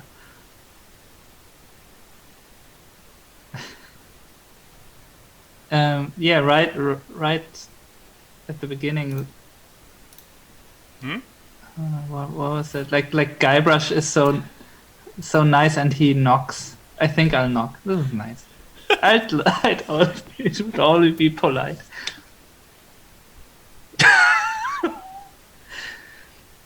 That is he saying? No, could you please put out that cigar? Like.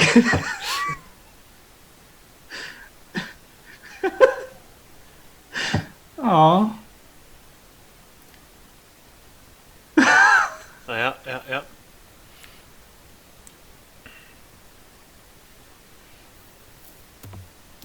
Yep. Could you please imagine you knock at someone's door, he comes out, you don't know the person, like, could you please put out the cigar? This guy was such a Duke Nukem, says JP. Accurate. Yeah. Yeah. Look at that face. You. I remember thinking that the way that his face was painted in the VGA version was insane looking. Like it just the lighting on it was so shiny, which is correct.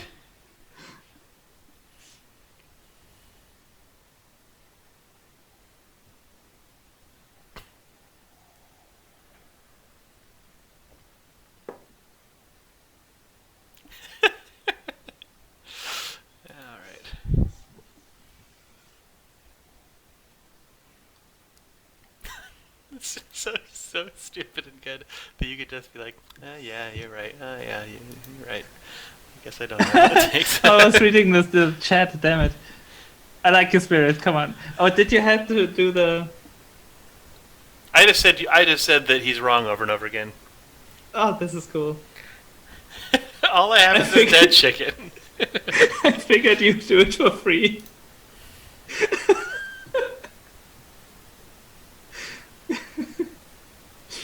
What else have we got? Oh, so good.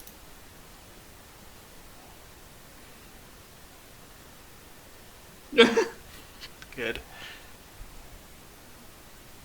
Yeah, this is another Of course, nice... he already has one. It's another nice connection that, like, okay, people do visit the voodoo lady. Like the island just feels alive, basically, and not just places you go to and meet an NPC.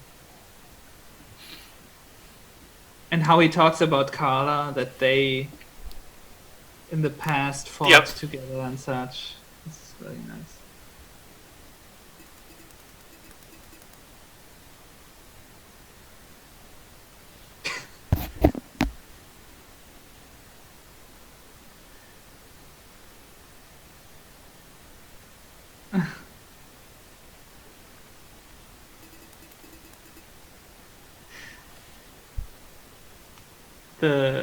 These dolls in the background with their faces.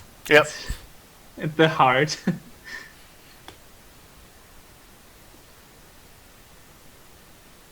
When he talks about the machine, like that sound effect. Ugh, I hated it. Because there it is. I can't hear it right now, which I'm glad. It went boring. Oh yeah, this is the sound effect they also used in Indiana Jones 3 in the game when you open up that grave and there's this skeleton knight. You see a close up and you hear that ring, and the cut to that.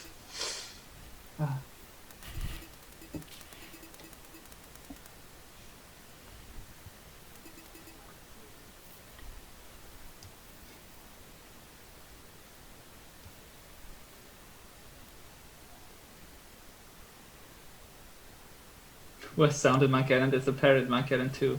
Yeah, at the end on Inky Island. Yep. I'll be back in 1 sec, sorry.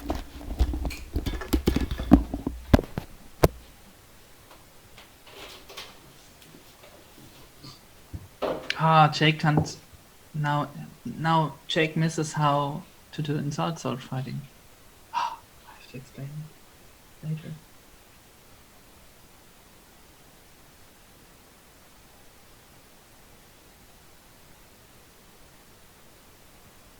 That's scary, the kids. Is it out of character that Guybrush gets proficient in something? That's a good question. Well, this is what I like about, and I think this is what Jake meant at the beginning a little bit, that Guybrush doesn't feel like the butt of the joke in the early Monkey Island games all the time, basically, which he feels like in Monkey Island 4, for example. So it's really nice to see that Guybrush actually can do something if he puts effort in it. So I really like that.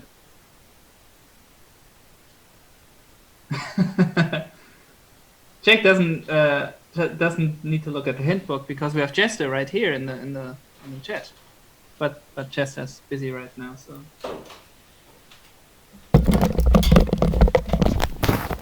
Sorry, hello. Hello. We just talked about if it's a little bit uncharacteristic that Guybrush actually gets good at something like sword fighting after a couple of hours.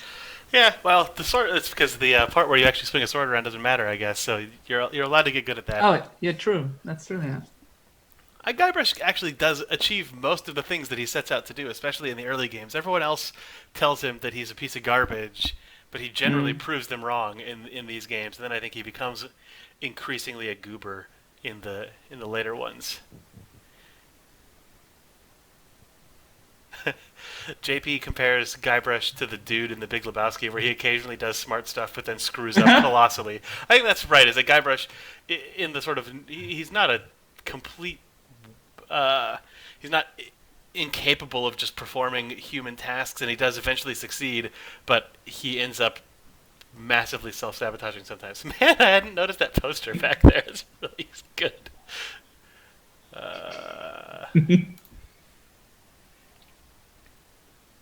Light Kai checked, and in the German version, the red herring is just a red herring. Yeah. Okay.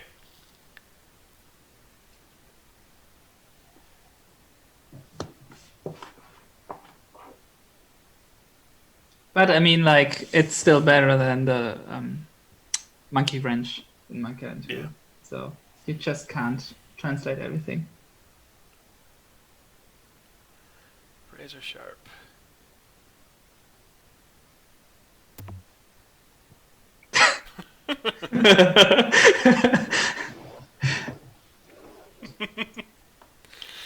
These tiny details, like this part started with you standing in the door and the door was open and it closes behind you. Like, this is so... I don't know, it's so small, but... I don't know. It's good.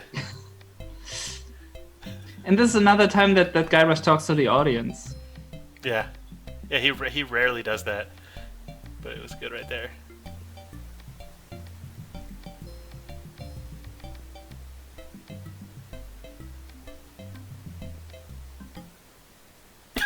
Gosh. Okay, here we go. Whatever. Restrooms. This is like the first thing he's advertising. Yeah, there's no look at on that. All right.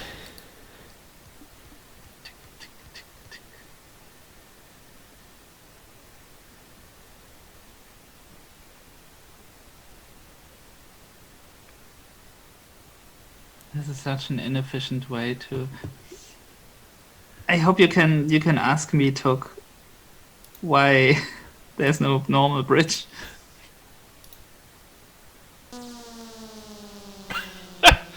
Oh, hey, did this work? Let's see. Oh, he's here. Oh. Let's see. Special guest. Dom, I think you're muted and your mic doesn't work. And your camera's off. Unmute. Oh. Hi. Hey, do you have a webcam? Yes. We can't... Yes. It's weird. We cannot hear Dominic, but we can suddenly have the talkie version of Monkey Island. It's weird. I think your mic... Here? Yeah, your mic is kind of quiet. Could you put it closer to your face? I can indeed. How's that? Yeah, it's great. Hey, dude, how's it going?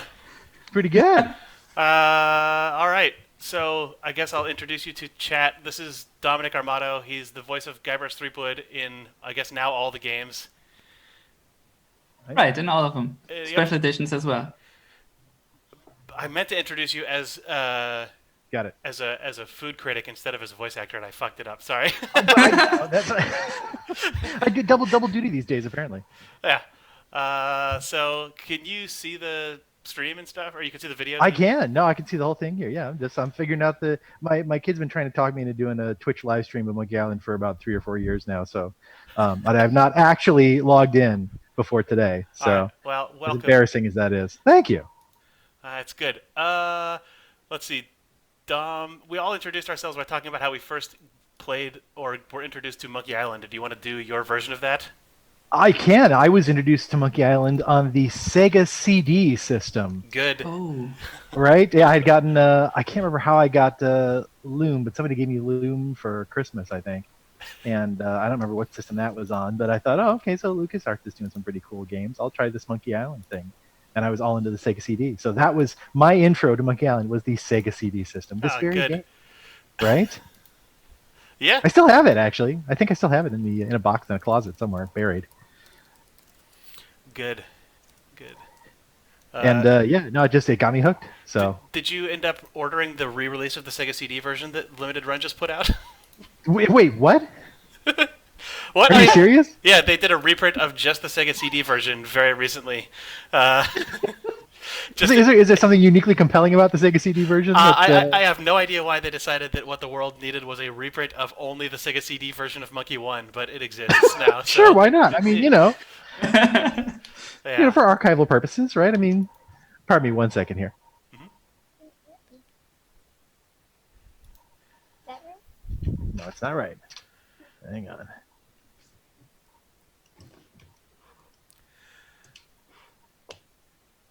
Yeah, I think I first met... Sorry about that. No, it's fine. I think, Dom, we first met when you showed up in the Monkey Island IRC channel on Dalnet.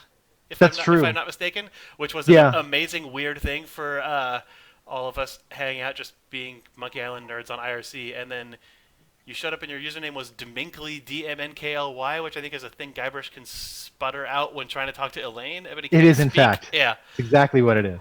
That was very good. It's like close enough. Huh? Yeah, I'm sure the logs for that old IRC chat exist somewhere, and I'm sure they're I'm sure they're terrifying. destroyed, and it should never be Yeah. reviewed. It should probably never be I'm sure those don't resurrected. exist. Yeah.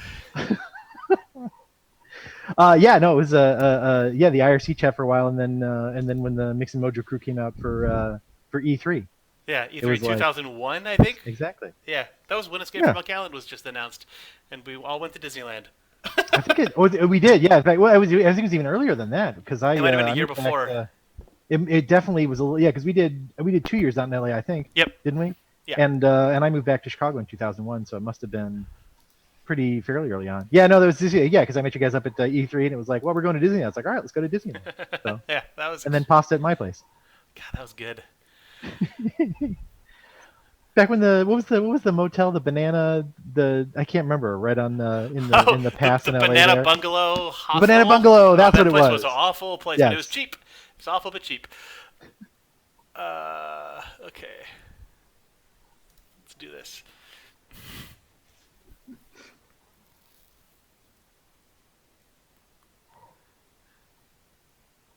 Oh, this is so old school, this one. Yep.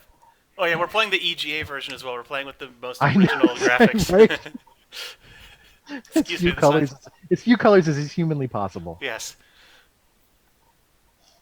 Wonder, like the special edition, does it actually have the EGA version? I think I not. I don't think you can think so, only right? you can drop it down to VGA pixel art, but you can't go Yeah. this low. Yeah. I think even the Sega CD version I played looked better than this, as I recall. It did. It was the VGA version. Yeah. Okay, all right. Yeah, my intro wasn't quite this No. rudimentary.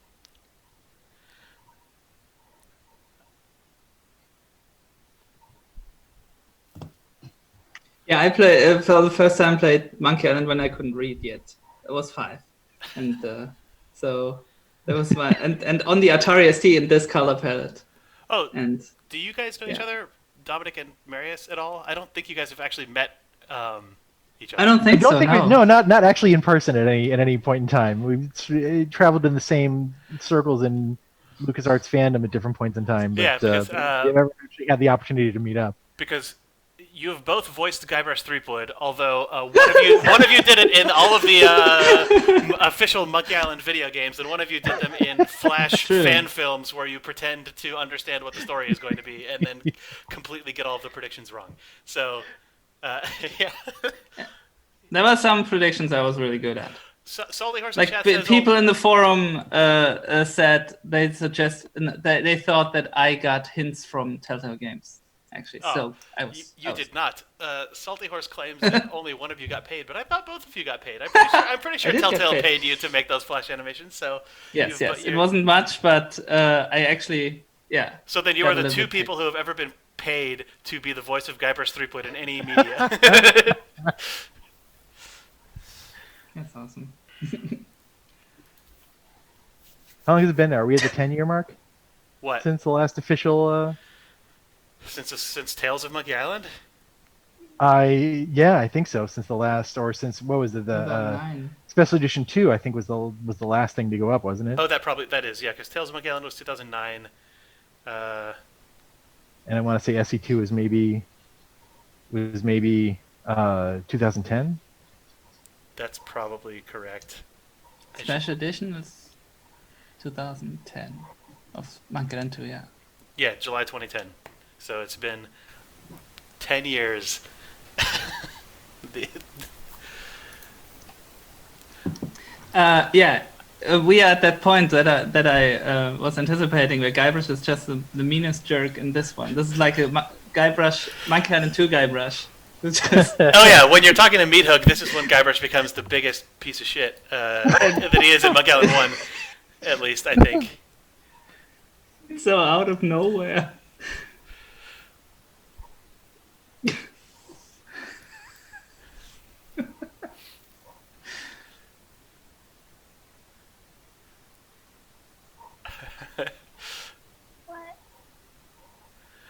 Let's see. And here we Dominic, go, did yes. you- I'm sorry, I didn't mean to call it Cannonball Head. This, that's okay. That's okay. Oh, that's so cute. Yeah. I love that you can laugh with him. It's so good. I actually don't remember what to do in this puzzle. I'm just sitting here insulting him because I think it's funny. But Yeah, this is the problem. You cannot stop insulting him. I miss Dom. Do you remember what you're actually supposed to do here? Wait, I thought didn't you were supposed to laugh with him? Oh, was I? I feel extremely bad. It's just being nice, I think. You just have to be friendly for a while. I'll be nice to him. Oh. Yeah, you can't do anything yet, I think, because Guybrush first needs to get a crew. I mean, I think Elaine must get kidnapped first. Oh, does he never want to come along until then? Boy, I should know. I should know everything. Yeah, because there's no reason for Guybrush to get a crew. Oh, is he only right here for me to touch the bird? Yeah, okay. Uh-huh. You just gotta touch the bird. Hey, you got a pretty good sense of humor. Oh, the tattoo. Oh God, it's awful. I feel like this whole aspect of Guybrush feels like it was completely dropped for the rest of the series. Of him just being a total asshole. A total asshole. Yeah, I feel like the idea that Guybrush kind of either gets backed into a corner or sees an angle where he can just be a jerk. It's in Monkey Island 2 still. I think it's baked into the pie in Monkey Island 2 maybe even more than in this one, where like you trap Stan in a coffin and you do that. Like, he's got the chip on his shoulder a little bit more in Monkey Island 2, but in this scene especially, he's just like he's just out for blood with this guy. Overtly nasty. Like, I mean, okay, trapping Stan in the coffin, sure. I mean, look, who wouldn't? It's Stan. You got to do what you got to do, right? But I feel like, but the overt cruelty that he displays towards Meat Hook, in retrospect, looking over the whole true. Thing, feels very un-Guybrush'ian. There's little bits of it in 2, but you're right. This scene especially, he's just super rude. But 2 is the one where, like, when you talk to the shopkeeper, the shopkeeper's at the very beginning of the game, you have lines of dialogue like, "Oops, I thought I wanted to talk to you, but I don't," which is like in this vein, but it's never like you never just punch that far down into it. Could you show me the Nita tattoo thing? I was not paying attention to his great tattoo. Oh, it says. I remember I was so taken aback by this. Like when we went back to do the special edition of this, and I played it for the first time, and it had been a while. I don't know, it had been like 6 or 7 years or something since I played it, and it was like, wow, he was way more of a jerk in this scene than I remember. Yeah. I keep not. Dominic, did you record? Sorry. No, go ahead. Dominic, did you record with the other actors together, or was it? No, almost not at all. Certainly not for the special edition at all. The only time I ever got to work with the other actors was just the song in Curse, the Pirate I Was Meant to Be. All right. That's the only time we were in the studio together. I mean, I saw some of the other actors during Curse and Escape. We had back-to-back sessions, and I might hi on the way in or out the door. But the only time I was actually in the booth with the other actors was that song. Awesome. That song I didn't hear for ages because the German version cut it because it wasn't translatable. Yeah, they just skipped that scene. Oh, so sad. Yeah. So sad. Yeah, that those fellows are amazing and voiceover speaking way more talented than I ever was, but they are not musicians. They're pirates. Yeah, which kind of works, But those lines that there's some of those lines in the pirate song where it's like you can just you can feel them kind of struggling to get it all out in the right tempo. It's like that was take 45 or whatever. Apparently that song also was majorly stitched back into tempo in post by the voice editing people. I suspect that was a monumental challenge. I mean, I know the material they were working with to put that together. Yeah, it's good. Oh yeah, that cast was crazy because one of those guys was the voice of Scrooge McDuck as well, right? Oh, absolutely, yeah, and from Mr. Right. Brown. Yeah. Wow. He was a super sweet dude. I loved him a lot. He was fun to work with. Really nice guy. Okay, what should I even be doing? Oh, right. Hey, I forgot that we're in sword fighting time now, so people can come and pick fights with me. All right. All right, I need to tweet this here. Hang on one second. Okay. We need to lose a lot at the beginning to get the answers. Yep. Time to Oh, grind. damn it. Correct. Yes, and it's the worst when they are bad. Yep. I know. Please be better at me than this so that I can level up my content. What an idiot. I actually remember when I didn't of course, with 5 years, I didn't understand how this is supposed to work, and I didn't understand the insult jokes. But I remember actually how my father was grinding, and I was confused why winning the fight was bad. Right. I'm like, yes, we won. I'm like, no, we need more answers. Oh yeah.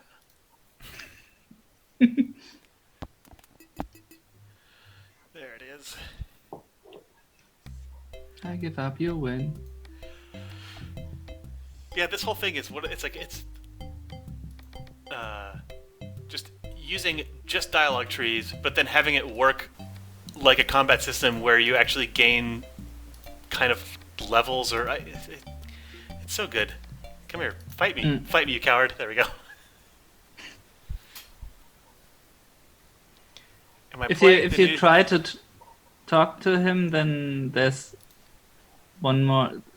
I think there's one line where he talks as if you were just actors. Why you talk so funny? Yeah, that line.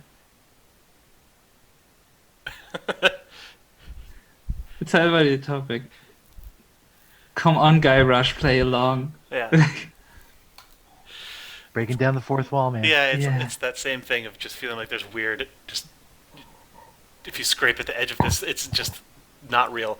Let's see. Boy, you are ugly. Well, I want to get the. Oops, I shouldn't have done this one because I know the answer to it. Okay, fine, fair enough.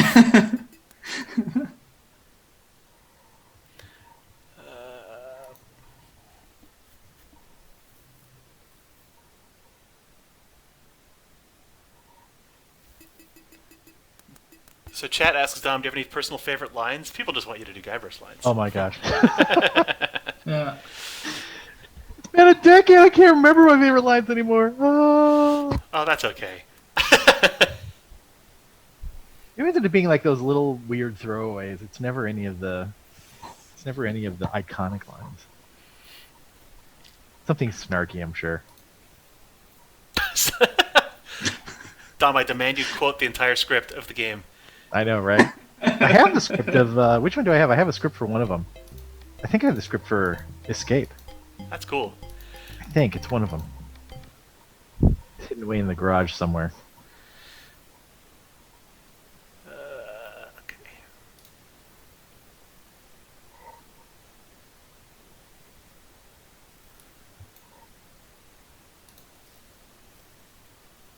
House of Mojo. I think they do, didn't they? The different. House of Mojo is Spaff, by the way. Oh, hey, how's it going? I think it is. No, House of Mojo is someone from Mix of Mojo. Is that Remy? Double Fine is in the chat, and that is Spaff. My mistake. How dare I? Oh, okay. Yeah, do the adjectives in front of the pirate name signify difficulty level? I don't know. What? I'm not reading the text. House of Mojo is Zarin. Okay. If I ever, to answer the question here, did LucasArts ever tell me off for coming to Monkey Island? No, I never got in trouble for anything, at least not that I was aware of. I suppose I could have gotten in trouble behind the scenes and never known it. I mean, I haven't heard from anybody in a decade, so who knows?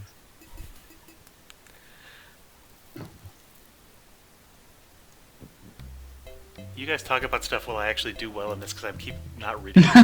Keep not reading the screen and losing horribly. I never had much to. I mean, I think we were concerned I was going to disclose something because I was always the last person to learn anything anyway. Like it would go through the whole anything that would happen in these games. Like it would go through the whole process, and then like I'd learn about it and we'd record, and then it would go public. So I was always like, just I don't know. For some reason, everyone always thought that like, oh, you know what's going on. I was like, no, I have no idea what's going on. I'm like when they bring me into voice stuff, I'm like the last person that finds anything out right before anything gets made public. So. Did you feel like when recording a different Monkey Island game that there are different types of Guybrushs? Like the Monkey 2 Guybrush being more of a jerk? A little bit. Yeah, he's a little more jerky early on, I guess. I mean, it's different writers and different people, and it's over a stretch of time. But, I mean, that's kind of... I mean, I know I didn't come in and do the voice until Curse, and, so the first two were after the fact. But I feel like there's... that's part of my role in it was to, kind of keep that some level of continuity, but I feel like different aspects of Guybrush might come to the fore, but there was never a point at which I felt like it was a massive change. I mean, there were some times where I got into maybe a small argument with I don't want to say argument, but if there'd be some part of the script and I was talking with one of the directors and they'd be like, Guybrush wouldn't say that. It's like, or at least not that way. Yeah, we did a few tweaks. Every once in a while I was like, no, that's not Guybrush. They're like, really? I'm like, no, totally not Guybrush. But we're talking like, a line or two here or there. Certainly nothing. Not that, and for the most part, the script was totally locked anyway. I just having to do with how they, developed the script and were working on the voice and the game in parallel and all that. So it was like, no, it's going to say this. So that's, or maybe that's just what they told me because they didn't want me to go off script at all. So, either way. But no, there were discussions about what was the most, most Guybrushиan way to phrase something every now and again. There were a couple. I think there were a couple lines we went back and changed. It's just like, no, this has got to be adjusted slightly. But I don't feel like he was. I don't feel like there was a massive shift. I mean, I think he gets a little more confident as he goes along, a little more, confident in his ability to accidentally stumble through stuff. But he always felt like the same guy to me, for the most part. Did you find it tough to record the stuff from Monkey Island 1 and 2 that was clearly never written to be said by anyone? Very. Oh, absolutely. Oh, very much. Yeah, it was very awkward. Yeah, because so many of those lines, it's like, yeah, this looks great on screen, but there's just no good way to read this. And I wish I could think of a good example. If one pops up, I'll mention it. But yeah, where it was so clearly written not to be read, but to be not to be read out loud, but to be read on the screen, and trying to make something sound conversational that was very, kind of stilted and truncated, and it tended to be those lines that were like. I think the word you're looking for is literary. Yes, or even more functional. It's like there's so many lines that are just purely functional and are in no way the way you would speak as a human being. So so when you go to actually read them, it's like it's like trying to beat this thing and twist it and make it sound natural. So there were a bunch of those lines in when we went back to the special editions. And I'm trying to think if I see one I will mention it, but I'm trying to remember. I can't think of one off. But this is so good to hear because we were talking about that earlier today and trying to figure out why does the voice sound weird in the special edition. Oh, rude! I don't know if the voice sounds weird. Not the voice, but I mean like no, I don't mean the voice. I mean like I don't know. Like you're absolutely right. No, it's true. I mean, there were some spots where it was like there is just no way, and at that point it's not only is it locked because it's the old game, but also what are you going to do? You're going to start changing the dialogue on a classic, so there's no adjustments to be made. You just have to make it happen. But there were some lines, like I say, I wish I could remember, where it's like there is no way to make this sound natural, and we're just going to do our best with it, and it's going to sound a little weird. What are you going to do? It's so much written just to be read inside of your own brain. Whereas like 3, 4, and Tales were all basically screenplays. It seems like. Yeah, exactly. I'm doing badly at this. Sorry.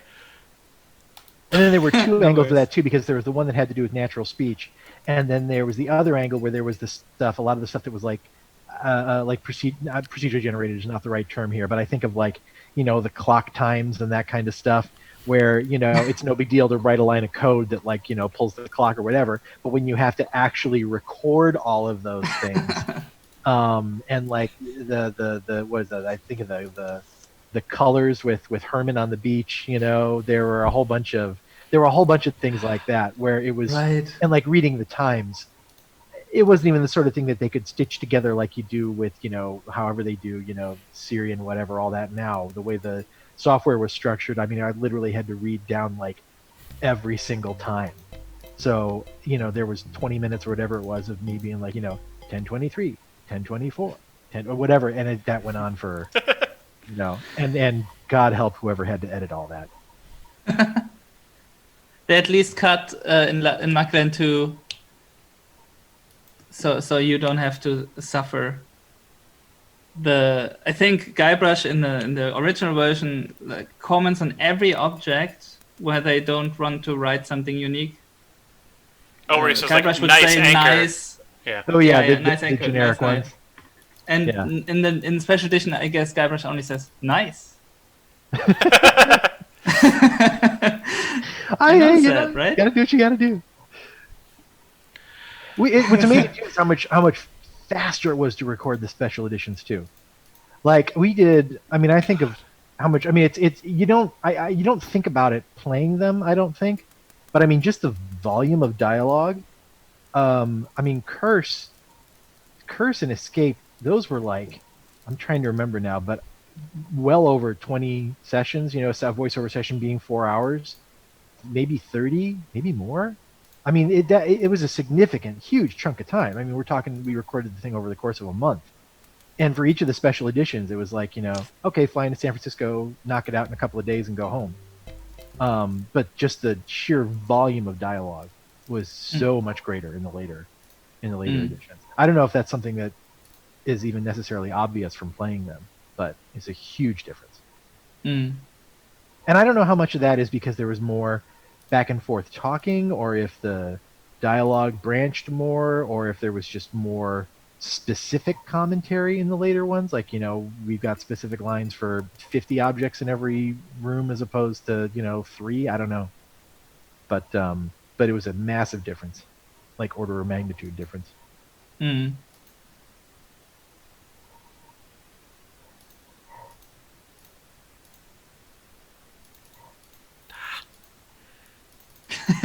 Sorry, Jake. I'm glad you're playing.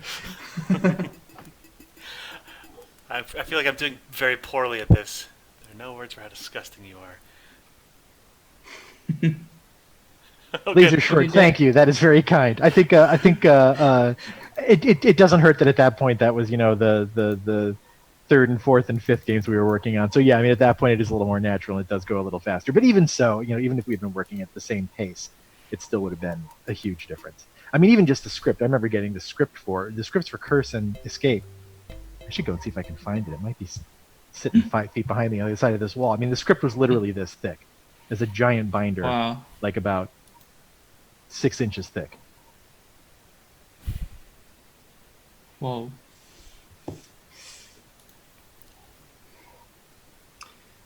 Please know the answer.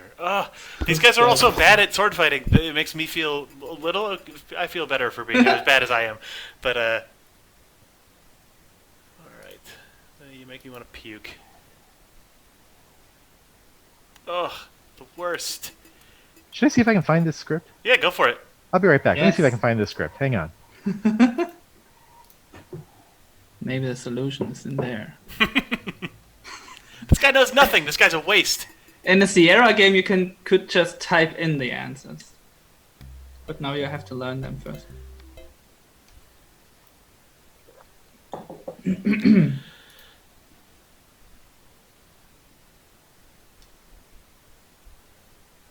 Alright. This guy better be super smart. Ugh.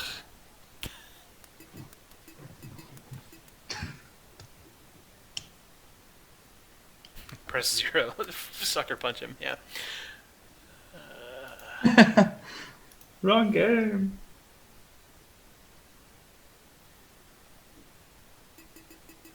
Jake has the only existing complete version of the ending cutscene of Curse. I definitely don't have that or even know what that is. But the chat says it. That's true. That's true.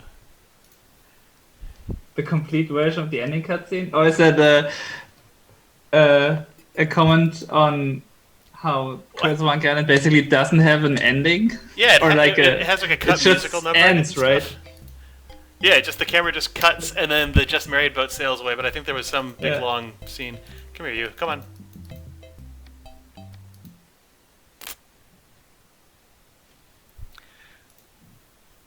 I really want to learn some comebacks from these fools.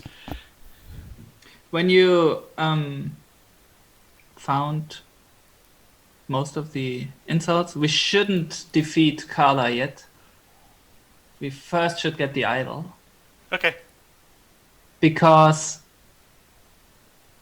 we would miss the cutscene on the when Elaine comes to you on the bridge.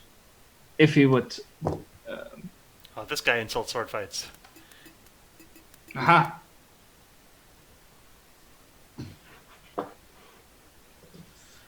Oops.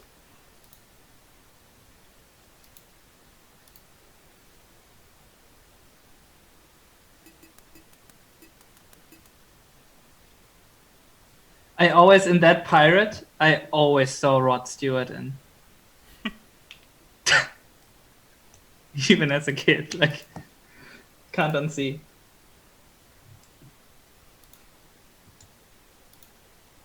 Boy, are you ugly.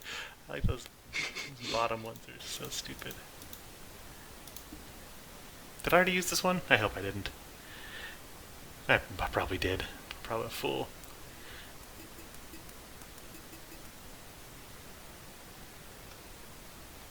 Do you remember the response to the diapers one? I don't think I've learned it yet. No, not at all. I didn't pay any attention.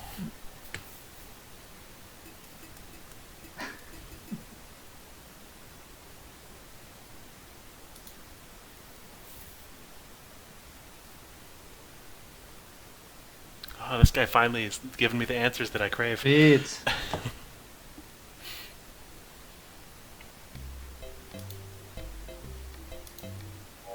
No. At one point, when do we know that you have enough? I guess don't they start saying like, "Wow, you should fight the sword master"? Yeah, right. Yeah, Guybrush is competent.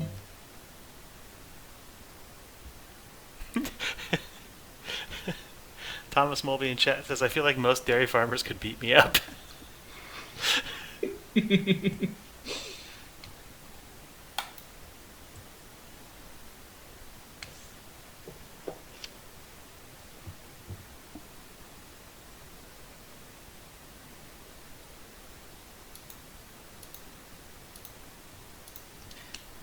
Welcome back. Hello. Thank you. No luck. It's like Raiders of the Lost Ark back there. Oh. We have top men working on it. There's only the Ark. Ugh. Yeah, no. it's back there somewhere, but I could spend an hour digging for it. So, some other day.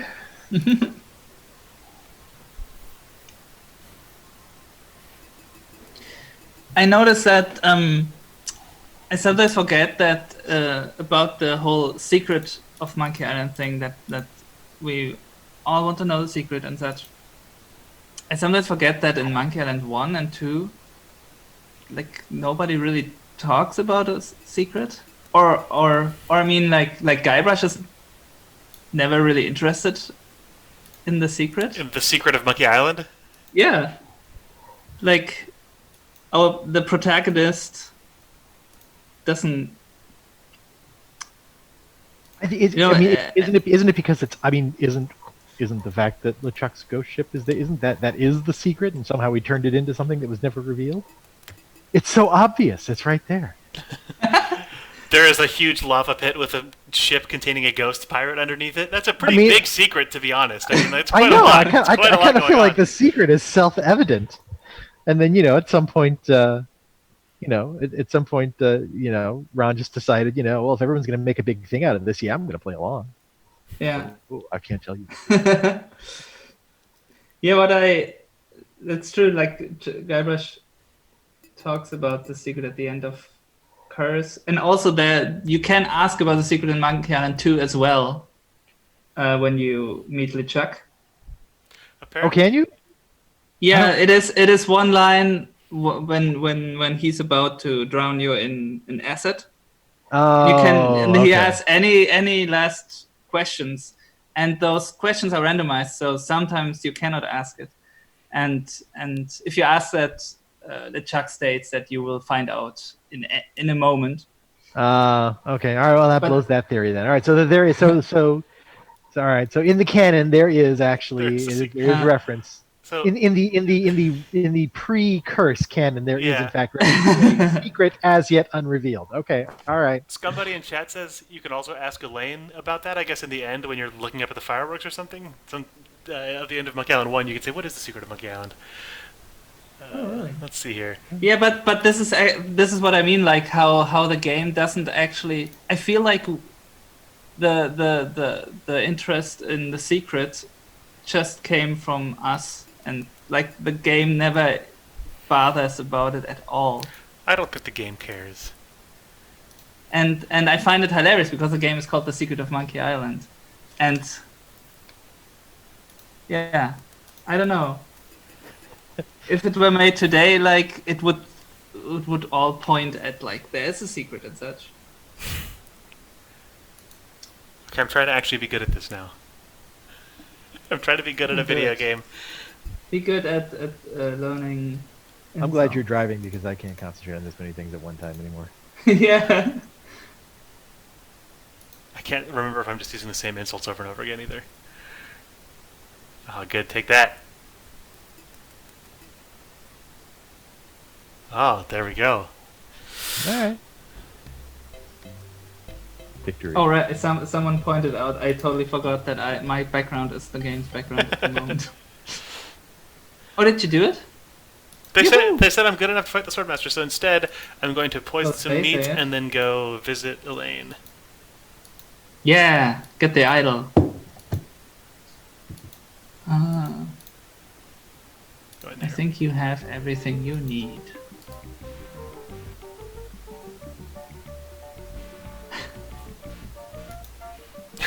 Oh yeah, let's get some lore info first. Yes, the backstory. Pink Punkadoo. It's I played a- exactly.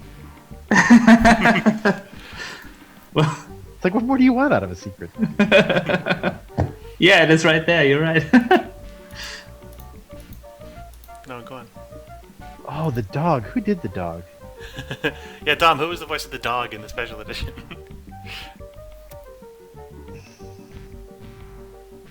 I don't remember. It might have. I don't remember, and it might have even been me, but I don't recall. I know I did a few animals here and there, but I don't remember if the dog was one of them.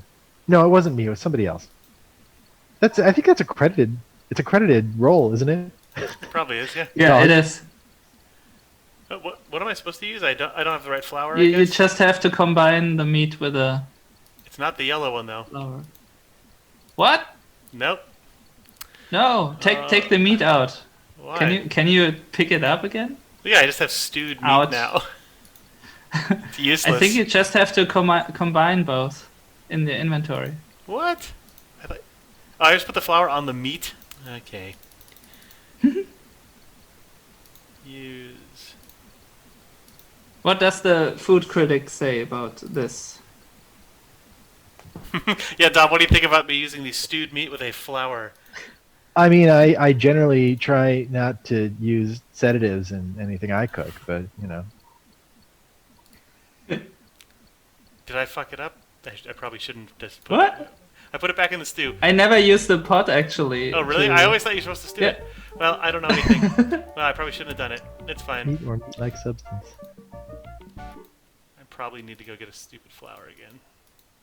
Chat will scream at me if I shouldn't. Come on, you.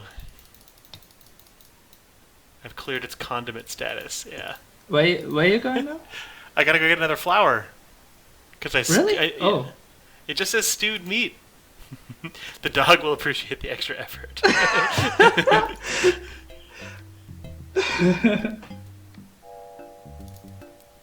I'm seeing some of the chatter here about the end of Tales and how there were clearly many things left open. Hmm. I don't even know. I mean, Jake, you would know. I don't know to what extent you can say, but I mean, how close did we get to more Tales, or what did we? I genuinely don't know. I don't. If there was ever a conversation, it was outside of my purview. Yeah. Yeah, I don't know. I know that there were the end of Tales. I feel like it left some stuff open, but not. It didn't leave stuff open explicitly because every single one of those things were things that people had answers to, but was more like it felt a little presumptuous to try and put a button on a bunch of story threads. Sure. But, I mean, there were ideas for what to do next inside of the Telltale writers team, but I don't think that crew ever really felt like they had ownership over Monkey Island the way that I'm sure some of the earlier teams did who actually made it or were at LucasArts. I remember working on Tales feeling like we were extremely lucky to basically be able to make a thing that was a canonical entry in the series, but yeah, my feeling on working on Tales was like I kind of just want to. It's like camping in a like it's like being out in the wilderness or being at a campsite, and like I want to leave it cleaner than when I found it. Was my only my only goal with Tales of Monkey Island personally was like I want to be able to walk away from this and have it be left slightly nicer than when I found it, as opposed to walking away from it and it being slightly worse than when I found it. That was like if I hit that bar personally for my contributions to that game, I felt like I was doing my job well as just like a laudable goal. Yeah. But there were all sorts of things that we would talk about for like, what we could do with another one, but I don't have any idea if they were anything that anyone would want, and I also don't remember any of those details at this point anymore. Yeah. I remember.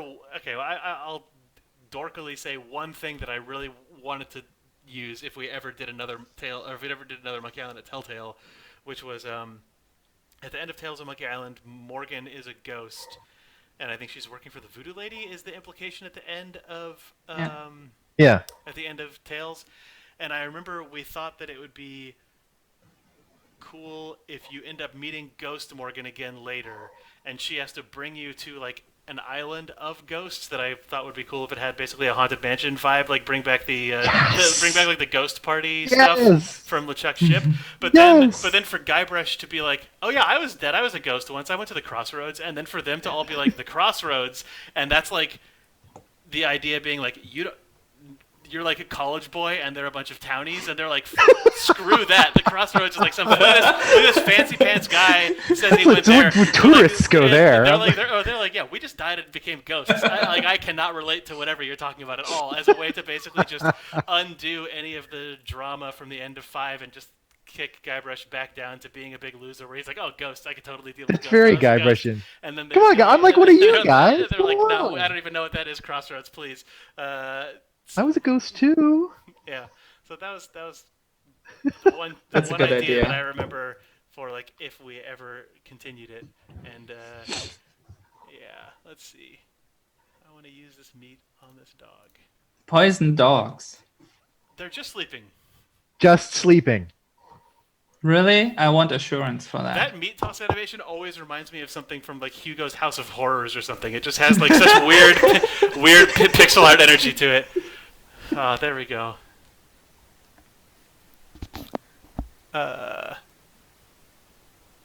Someone is saying your mic is getting a low volume, but it's not saying whose mic it is. So.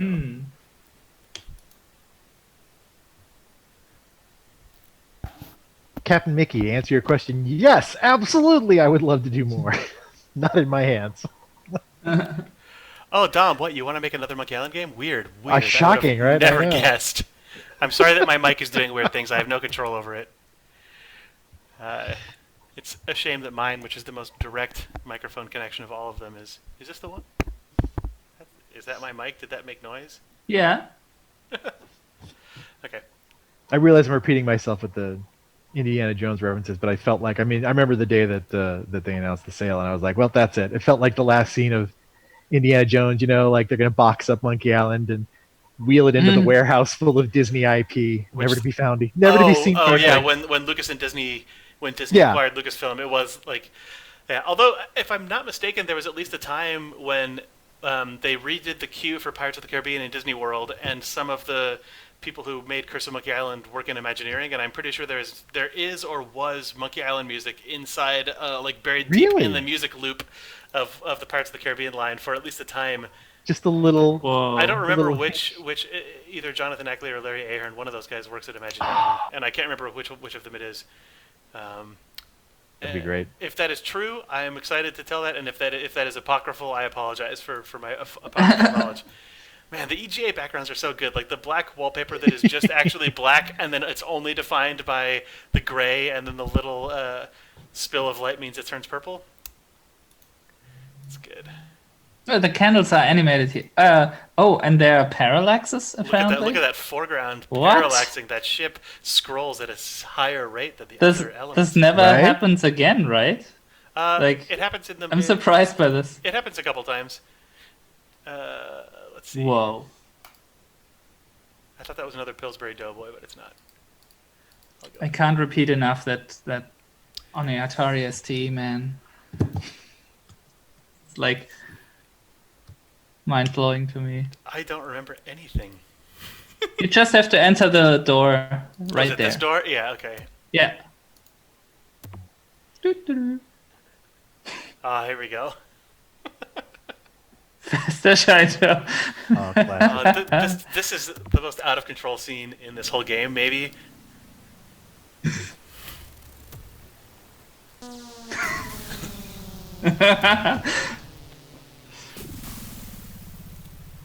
This is another one that was a little weird making the transition to the special edition. Just because, if I recall, it's been a while since I played it, but I feel like the pacing of all the sound effects, like it makes sense when you're just seeing it on screen, but then when it gets paced out with high-res sound effects, Yep. it's just weird. It's super weird. Like the inventory, I don't think is on screen all the time in the special edition, so you can't see all of... I mean, they must have just done it. I don't remember how this worked in special edition. Yeah, I don't remember either. Oh, was Earl Bowen Fester Shintop in the special edition? Of course he was. That makes sense. He was, yeah. Yeah. Because he's actually the Chuck all along. Spoiler, but Yeah. it's really good. I don't think I ever got to meet him. Oh, that sucks. Possible we crossed paths in between sessions, but I don't think so. Wow. That's one of those expensive animations. Yes, exactly. I was like looking forward to... premium content. Oh, good.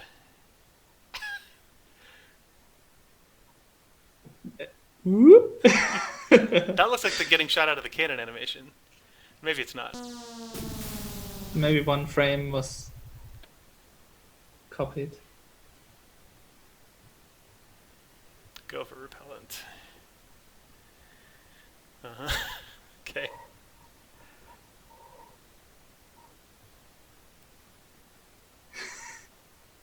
Oh, yeah, the wallpaper behind the painting has yellowed from the painting being there. So many little pixel art details in this game. It's so good.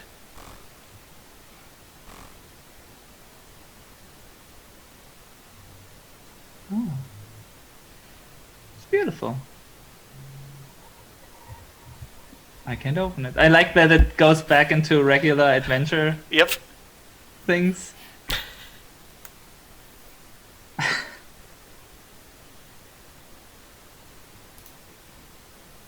Talk.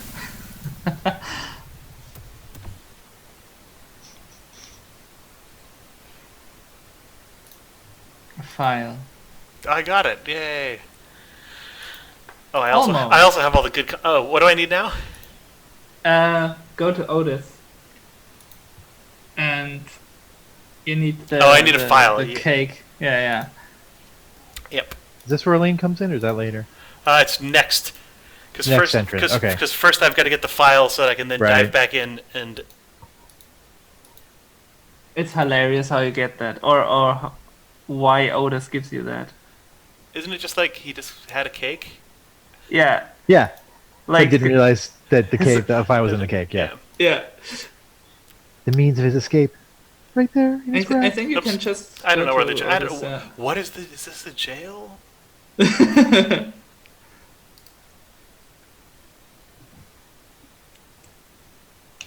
Oh, jeez. Okay, yeah. Where's my mints? Oh, bummer. There's a tiny Fester Shine-Top cutscene that won't be played now. Which? Oh, where were the mints? I got them When from you the talk to shopkeeper. Otis...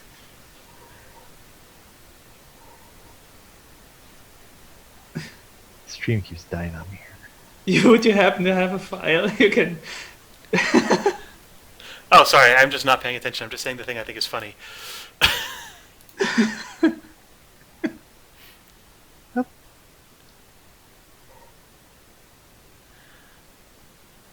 Yeah. Tilly. Oh, jeez. Okay.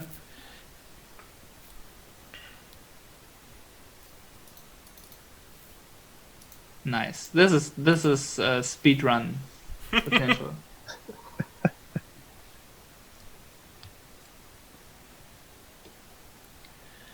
All right. Let's see. Do I look at the cake? Carrot cake is the best, It's heavy. but only with cream cheese frosting. There's a file in it. Tom, I Put agree. regular frosting on my carrot cake, I get angry. No, that's garbage. Yeah, that's not okay. Okay. Let's see.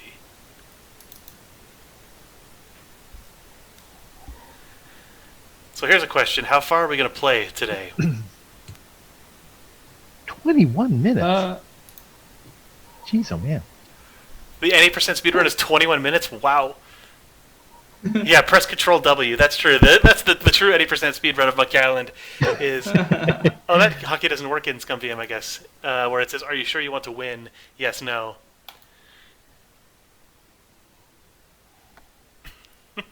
I kind of feel like vegan cream cheese frosting is by definition not vegan.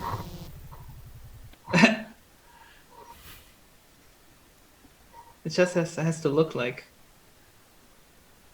cream. All right. About the how long we play, between becoming between doing the 3 tasks and getting a ship, Yeah, all right. or ending part 1. I mean, Yeah, maybe we should stop once Elaine is kidnapped, because unless you want to keep going, we'll see. yes, We'll see. super expensive animation coming up. Is it? Oh, has he come flying down the stairs? Yes. Wow. That's so good. Phew. For us Twitch newbies, is there some way to refresh the stream without killing the chat history? No. Bummer. Yep, nope. But you can watch the stream just inside of the Zoom window, probably. True. That's true. And then it's not lagged.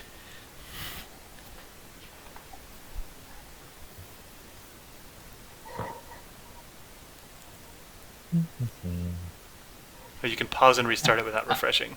I only now got that since Fester Shinetop isn't real, that Chuck thought of the name Shinetop. That LeChuck created this character. This is LeChuck's pirate OC. It calls him Shinetop. It's great. I call him Fester.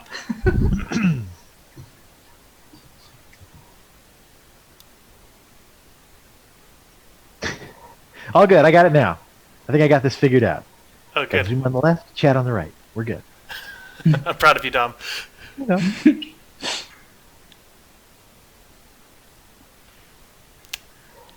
Yeah, classic. Take that.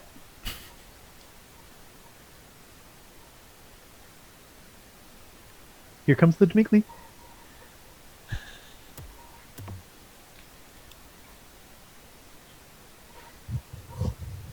He's new. Hint. That cross dissolve. Lane's looking good in EGA. Gosh. Gee.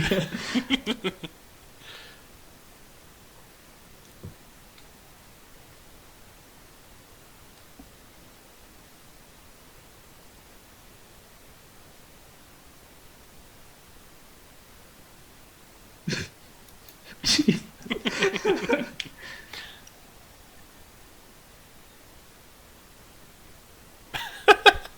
Good.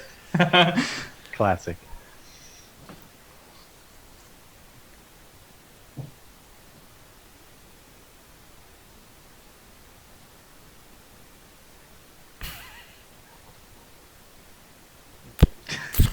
So, uh, We did actually pronounce all those for the special edition. Oh, too. good. Good.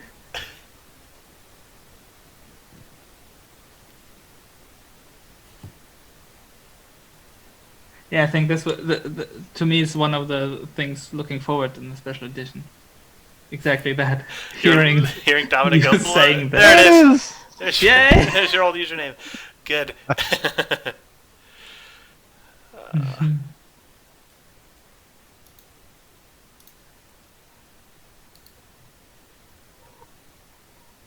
We'll rule this.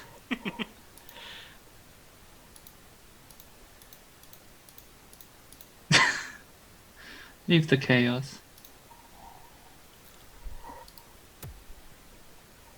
This for me was a big jump scare. That he was back there? Yeah. You're often alone in this game, or like everyone is already there, but he was waiting.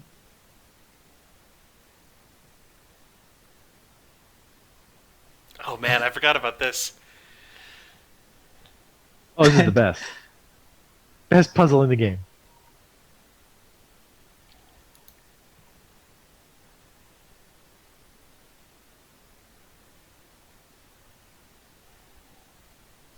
What plan is he talking about, actually? Just marrying her? Yeah. Alright. Whoop.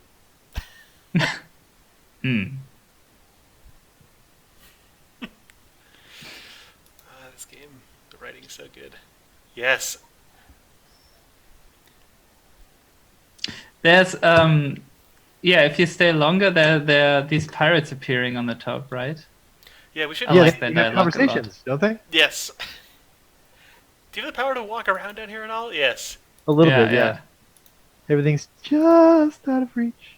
Yeah. Oh, right, of Yeah, course. the pirates don't even talk about doing they talk about doing something that would save you, and then they're like, no, some other time. I like it's only sharp things out of reach. Yep. Yeah, look at that Scissors. powerful rope simulation. Yeah. And the hair is animated, which I like a lot. Yep.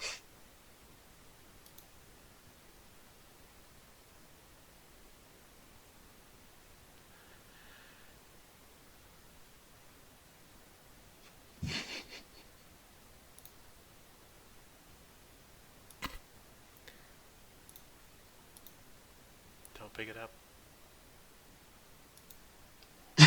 Fabulous door stuff. Yeah, the idol is another kind of tourist price thing, like the shirt, right? Yep. Oh yeah, you should save. Good idea. Someone in chat suggested I save. This is a good idea.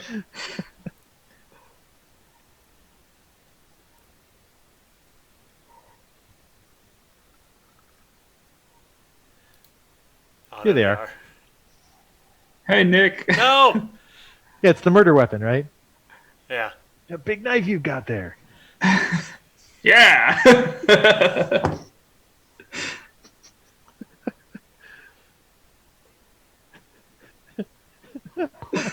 It's so good. If you don't know the solution to the puzzle, this must be so infuriating. I don't remember how long it took me to figure this out the first time. But I'm glad it was after this. See you. I also like how they both like just seem like nice friends. Yep. Like, I'm like, see you. Yeah, see you. All right, should I complete this now? Yes. I don't think there's another. I mean, you Yeah, I think eventually that's start it. turning green and stuff, right? If you last Oh, yeah. wait long enough. But yeah, whatever. Let's just win. Nah, All right.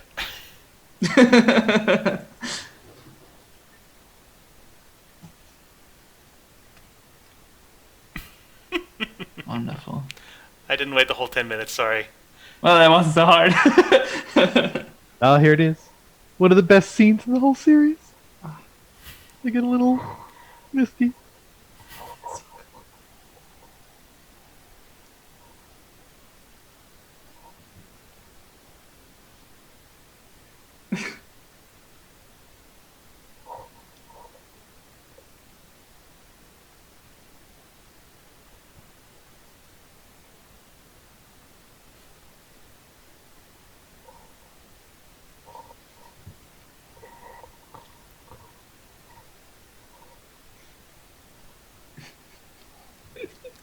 When does the music show up? I guess there's When is it not till the end of the whole game? when Like the Elaine theme. in a second. Oh, okay. I'm sorry for spoiling it. I love this There it is, yeah. turning around, walking away. Here's what. I'll fill in for you here. Oh, it's playing. You just can't hear it. But you should sing it anyway, Dom.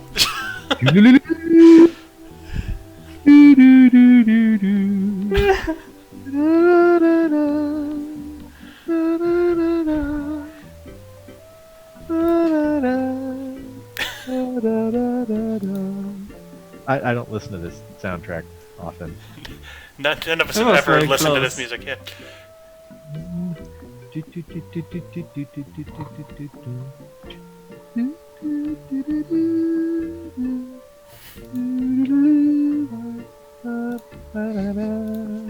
Okay.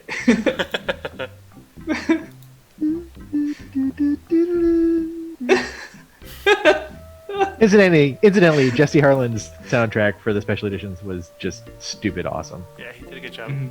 I do genuinely listen to that about once a week, maybe. Wow, that's crazy. That's awesome. It's a little, I don't know, yeah, just driving around in the car doing stuff. Like, oh, maybe slightly. I like to exaggerated. imagine you listening to that music just talking to yourself, which then immediately means that you sound like Guybrush Threepwood talking to himself while driving around getting groceries or whatever. It's not that big a stretch. It's not that big a stretch. There's more swearing, but aside from that.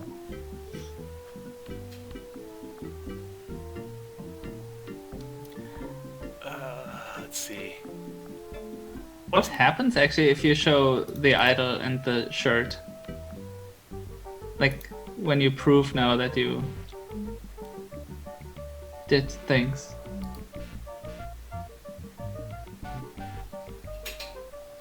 I think they just say, "Oh, cool."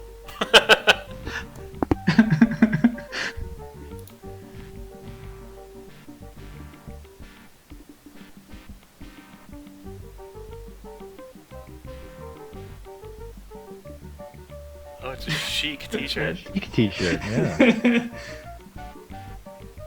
I'm the sneakiest footpad in these aisles.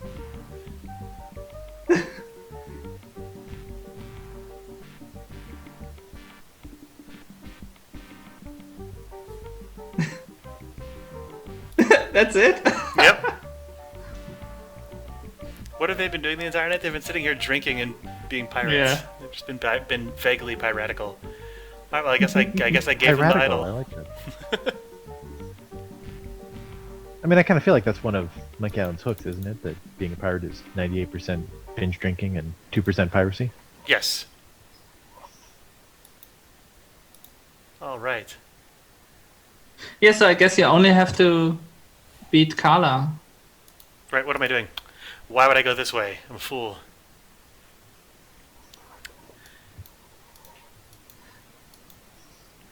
I want to go in that background house. I like that we have the LucasArts helpline on the chat with us here. Oh yeah. We Definitely. got Chester there or whatever, just in case we need Nice need touch. hints. Nice touch. Yeah, all Yeah, of the, but Chester's super occupied. Like chat is just flooding. yeah. Chester questions. Why does the walk even lead into that little room in the back? To tantalize your imagination. Oh, I gotta. Jeez, I went the wrong way. I'm a fool. Okay. Don't I have to tell the guy at the store that I need to meet the Swordmaster, and then I follow him? You get to follow him. Yeah, exactly. Oh, I'm sorry. Yeah. I'm really sorry, Jake. It's okay. I should have been paying attention. It's fine. But yeah, like these little background buildings are the things that feel the most like they have that Pirates of the Caribbean thing where it's like you walk through past all these buildings with lights on with little doors and they all look like they have little stories to tell you, but you never actually get to go in them because they're not part of the real thing. But that is exactly how I feel when I go through that theme park ride, and there's just there's all the main characters who are there singing and doing stuff, but there's just so much stuff stacked deeper and deeper and deeper into the background that it always feels like there's more in there than you'll ever actually see on one go through. I could have taken the shortcut through the doors, but I choose not to. Is there another entrance to the town from the map? Yes, there probably is.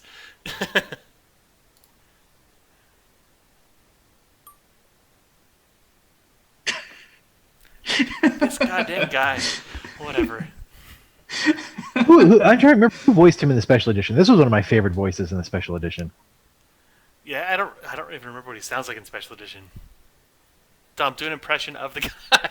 Oh no! It was just the level of disdain was just like crotchety old man disdain was just cranked up to 11. It was Yeah, because fantastic. just even, as he's written in the script, he just wants nothing more than for you to absolutely not be there ever. Oh yeah. Yeah, no, the delivery. This one was great. I can't remember who did the voice for him. All right, here we go.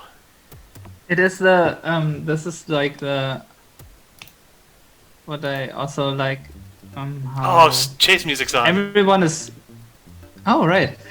I like how mean everyone is like to you and threatening and such, but they never touch you or like you cannot die in this game, right? Yep. And Well, this weird that's feeling of safety.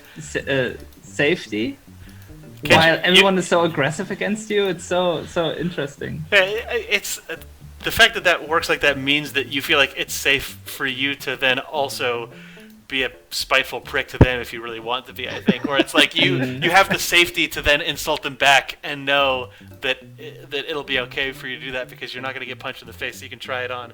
Yeah.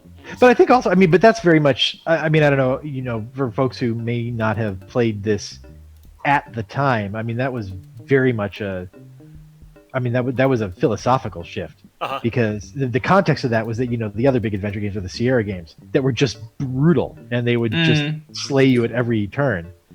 So it was very much 180 degrees the other direction where you didn't have to worry about that. You could actually just play the game. Unless you stay underwater for 10 minutes. Unless you stay underwater for 10 minutes. Yeah, right. Or you throw all your money in the grog machine. Or in MIT, before buying the sword, the lava pit.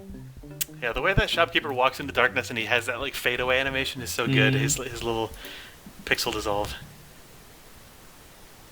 What a nice house. What is Carla doing there? Actually, I always wonder. She's doing just spinning around. It looks like maybe. Yeah. It's very strange. So the shopkeeper is just an old lech. Oh, there it is. Oh, there you go.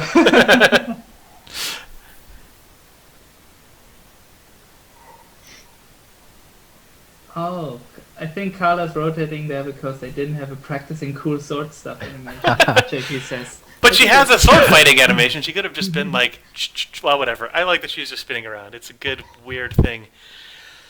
Someone was saying something back here about the fixing bugs about the Guybrush sprites being the wrong size. When we were working on the voicing for Curse, like early on, it was just some drawings of the backgrounds. They try to give us something to take a look at, but then they had some builds of the game that were live. Yeah, that spinning is bizarre.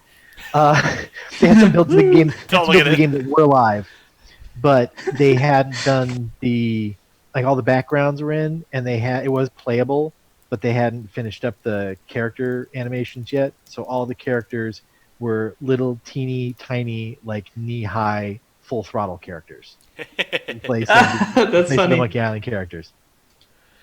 I feel like screenshots of that were released at some point, and I don't remember where they are, but I remember that in like a PC Gamer feature or something about the development of the game had just a pencil drawing, and then there was like a tiny bend down in the bottom corner. I might have that. I do have some. There are also find it. Let me see. There are also early screenshots of Monkey Island 2 with Monkey Island 1 Guybrush in them. Yep. And those screens excite me as well because Guybrush has such a different character in Monkey Island 2. Yep. But seeing Guybrush from the first part in the background of the second one. Yep. Well, there's this weird feeling that there is actually the same person. Or there's that one moment in Monkey Island 2 when LeChuck turns into you from Monkey Island 1 and sprays you with root beer, and that's super good. Yes. But yeah, as JP pointed out in chat, I mean, the reason that Ben was tiny is because Monkey Island 2 ran it over twice the resolution, or Monkey Island 3 ran it over twice the resolution. Okay, that makes sense. And Ben was probably one of the tallest characters that they had. So even then, he's like a little baby. Oh, here it is. Let's see. I can put that up on. My memory could be exaggerating it. I remember them being like knee high or something like that. There it is. Oh. Yeah. There we go. Oh, okay. Oh, I like, yeah. I like that Wally is from the Dig as well. It's good. I love that shrunk down Ben is almost Luker as tall or as whatever, actual yeah. Wally. That's my favorite part. Like what? I said I love that like tiny shrunken Ben is almost as tall As as full size Wally. Yeah. It's good. You're right. All right, let's go. Guybrush is a giant. Yeah, it's funny. It's crazy how much all of these characters look like '90s Steve Purcell characters. They all look like they're just from a Sam and Max comic.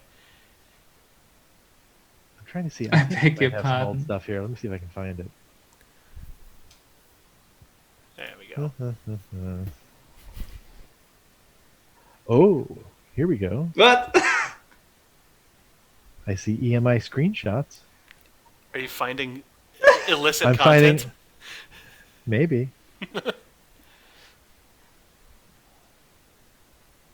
I forgot about that conversation. I have a bunch of characterless sketches and stuff from EMI. EMI Escape Yeah. from Monkey Island.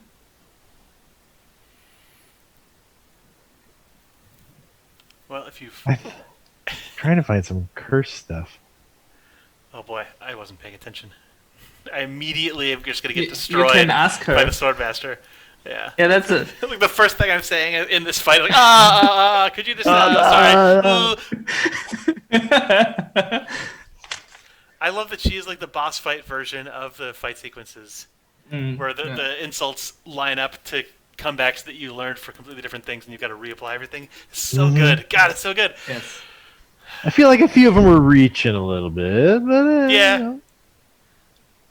Too bad no one's ever heard of you at all. It's so good though that it flips back. And you have to beat her 5 rounds, Yep. I think, instead of 3.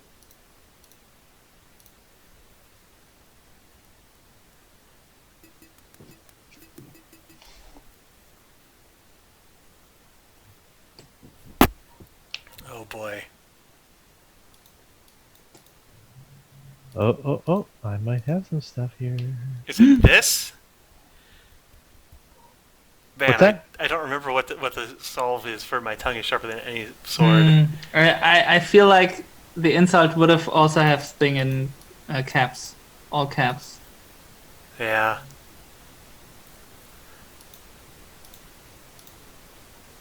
Oh man, I don't want to lose. What was the insult again? It was my tongue is sharper than any sword. Sword.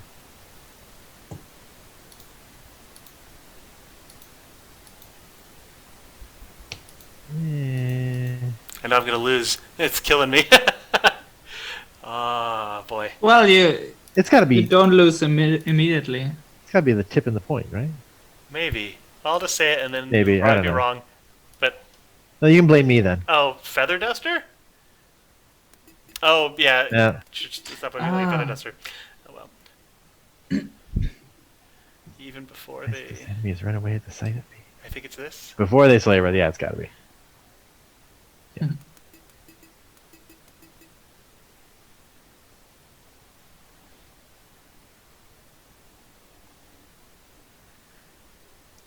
I don't get that.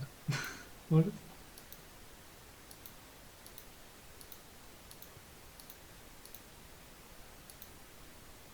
Hold on. I think it might be family reunion, but I love that. Bros like you. better to marry a Marry pig. I don't get that. What does that mean? I think Who should marry a pig? I'll just aim for this and hope that it works. Nope. Yeah. It seems Could have been weak. a cow. Could have been. You think you already did?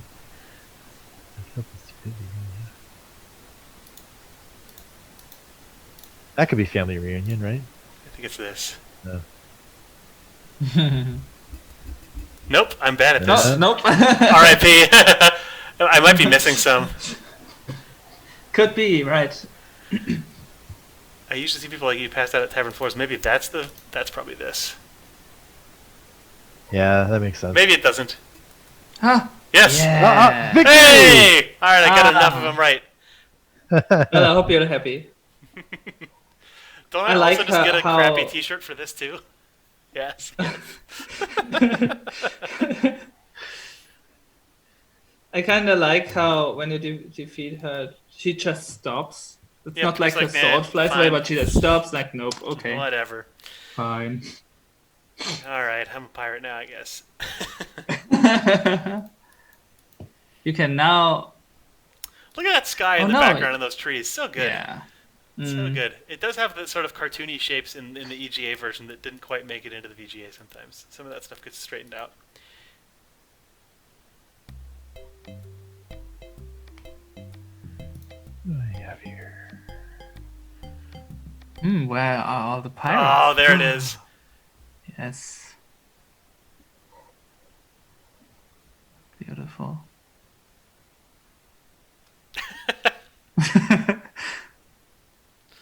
Oh no, my dude, there's not quite enough colors to draw you.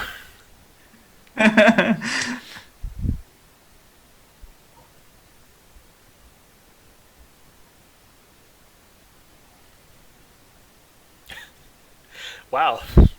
You can confront him that it's his job to. Yeah.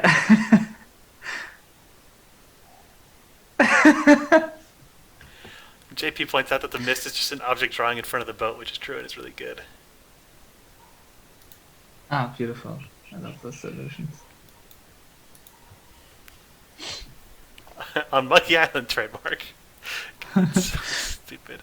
So good. But hey, good luck. They left this note. Where?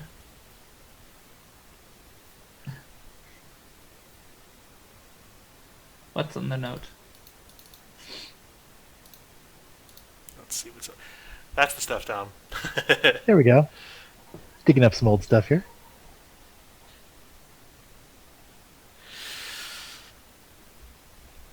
Ugh. Yours truly, Captain H. I love, like, in all the letters. Also later on Monkey Island, how nice they are writing. Or like The memos back and yours forth? truly, yeah, and how so late. I'm losing English vocabulary. Alright, here we go. Let's just preemptively Love the Chuck. Yeah. get this going. Yes, polite is the word. Give me these for when life becomes awful. Nope. Got a treasure trove of backgrounds here. Oh, so you can't.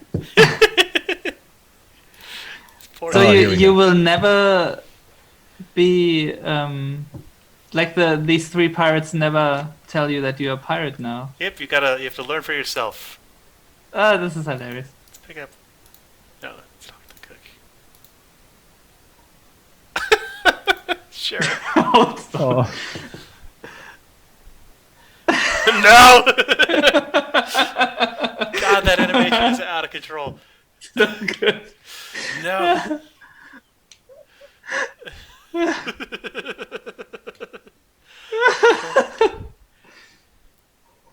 No. The tears are so good. how many lives does Guybrush inadvertently destroy along the way? Enough. I mean, I feel like there's a body count, man. Yep. What a strange character.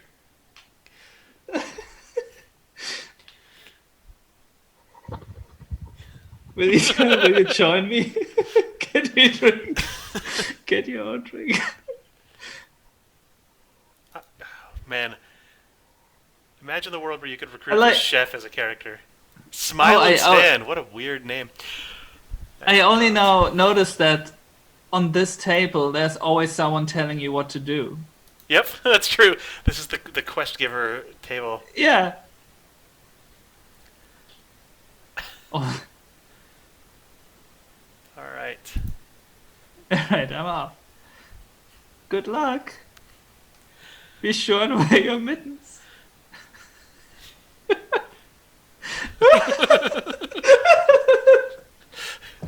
I think Stan Energy is my band name for the weekend. Yep. So is this a? Let's see. Nope. This is also Can we get a T-shirt made up? I stand Stan. Did another mug just appear? I'm very confused. I stand Stan. Yeah, I stand Stan. Seems good. It probably exists. It's probably on Etsy. It's been done. Okay, let's see here. And then this is the one that's going to turn into a melting mug with time. Is that right? all of them. Well, that one had grog in it, right?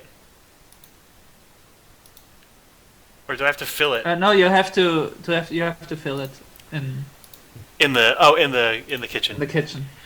Yeah, all right. I was misled by the green pixel on the mug.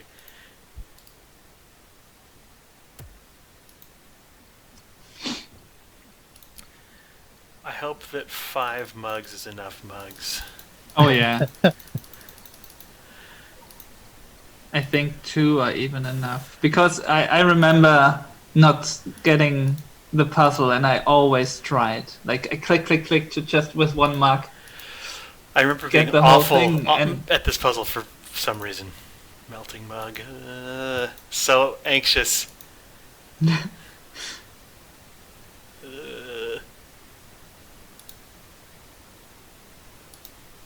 Oh, it's a strong mug. Melting mug with mug. That's better.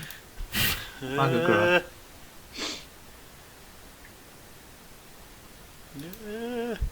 Oh yeah, after that we should visit the voodoo lady to get more lore. We need that lore. Look at that guard.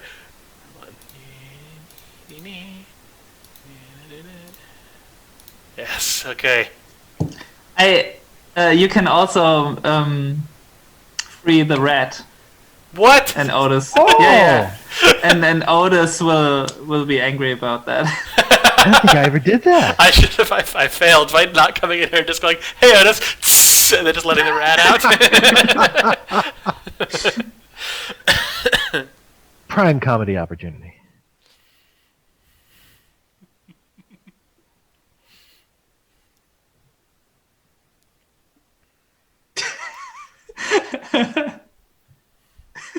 I like how you have this big monologue and he's just, oh shit. Why did I say something? I see. Nice. Hmm. Fuck you, son.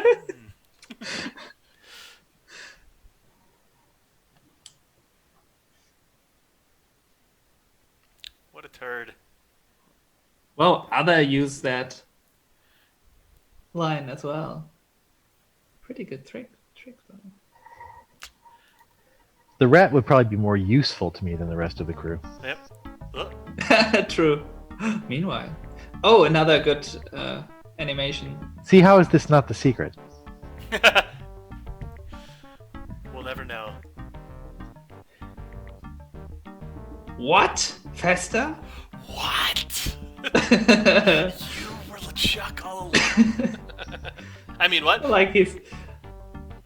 Oh, he's like, hold on, I got the real expensive. Have to be an intense effect animation. Ugh. Yes! Ugh. That is quality. Yes. Now I've had better.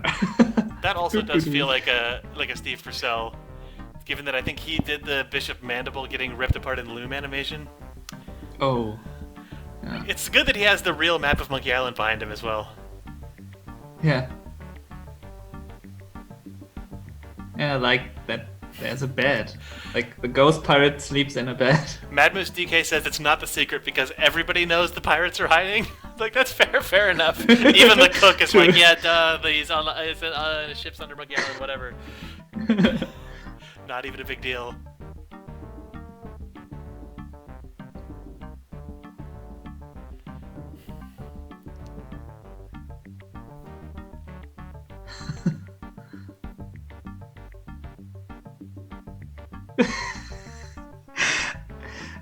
I love these moments where a character is just talking, and the other one just stands there listening. Well, what else? They're just frozen. There's no animation, but you can imagine them going like, "Ugh." Maybe the secret of Monkey Island is that it has ghost zapping root beer. No, you get that from. That's not even. Oh, yeah, look at this guy. Look at this little Mario-ass guy over here. Look at him. Yeah. This little crappy Mario. I'm sure people have ripped the sprite from this, and he probably has a full-size design, whatever he looks like. Yeah. That is the first we hear of the root. Yeah, when LeChuck says keep an eye on the root, he's alluding to the ghost zapping root beer. Oh. I must be in the wrong place. Catch you later. Just sure. Suit yourself, says random guard man. I like now that you spend so much time until the kidnapping and walk past pirates walking through the town, and so now that they are all gone, empty. Yeah. Yes. Valiant Cheese in chat points out they say, I like the idea of the secret being common knowledge, though, which is true. Like, if you take this game and don't think of any of the other sequels, the idea that everyone's like, Secret of Monkey Island, well, Chuck's ship there, whatever. Like, that is honestly tonally correct for at least this game before it sort of starts building on itself the longer it goes. The idea that it's just like, whatever, there's a Secret of Monkey Island, sure, whatever. We're all over it. Yes, Voodoo Lady. Root beer was replaced in the German version? Yeah. Well, it's You're not going to elaborate? Yes, it was. Malt beer? Yeah. No, it's like the idea was like root beer is a kid's drink. Yeah. Oh. And alcohol-free malt-based drink sounds even more correct somehow. Yeah. Yeah, exactly. But I mean, root beer is a kid's drink. That's the point. It's funny that they changed it from root beer. Like, that feels like a misunderstanding of the point. I don't think. I think root beer just wasn't. I don't know if there's root beer. I guess root beer is an American, as JP points out. Like, it probably just isn't around. Yeah. Well, if malt beer is a kid's drink, then that's good. That tracks. Yeah, exactly. This is also like I also remember like. Yeah, drinking malt beer is like, I can drink beer. Haha, I'm like an adult. The German equivalent of O'Doul's.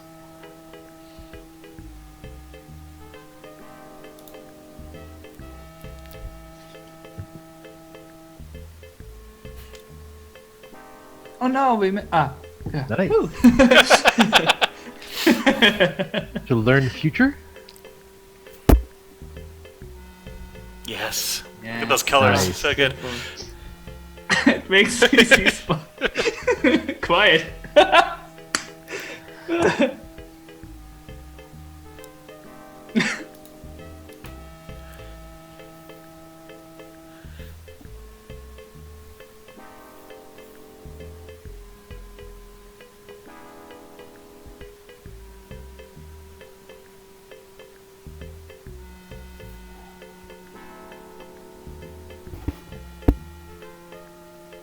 The root.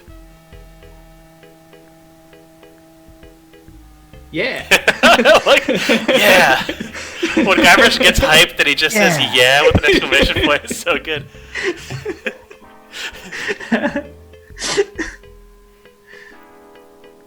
And it's making it's so much funnier. It just stands there. Just stock still and yeah. Great.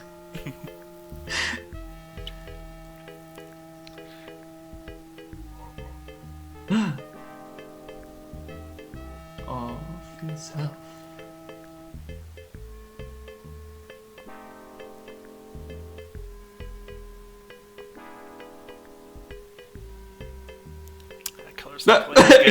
It just leaves. Oh yeah, they just pop in and out. It's only in Monkey Island 2 that they do the like really elaborate fade in one. Yeah. So yeah, I wonder about that line because it doesn't Which line? sound like a, like she's saying like what you should be terrified about what you find out about yourself and the world you're living in. It doesn't feel like a throwaway gag or line or something like that. And I don't think that anything about that happens in this game, right? No, I don't think so. No, not until 2. Oops.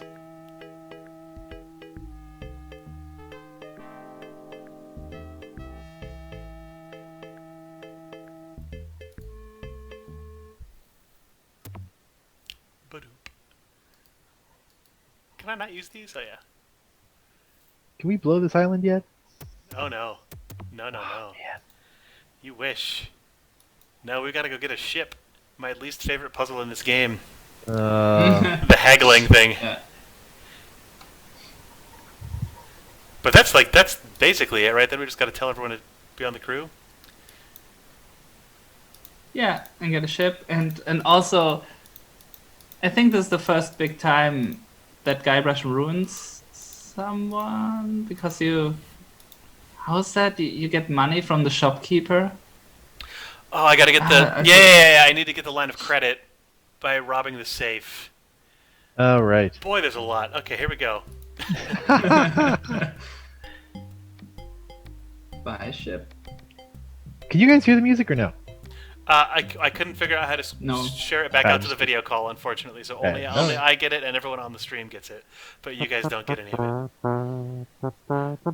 That's not in this part. I mean, you're adding it, which is welcome. Funny thing is, I imagine Guybrush doing that right now, and Guybrush, a Guybrush who exists out of time.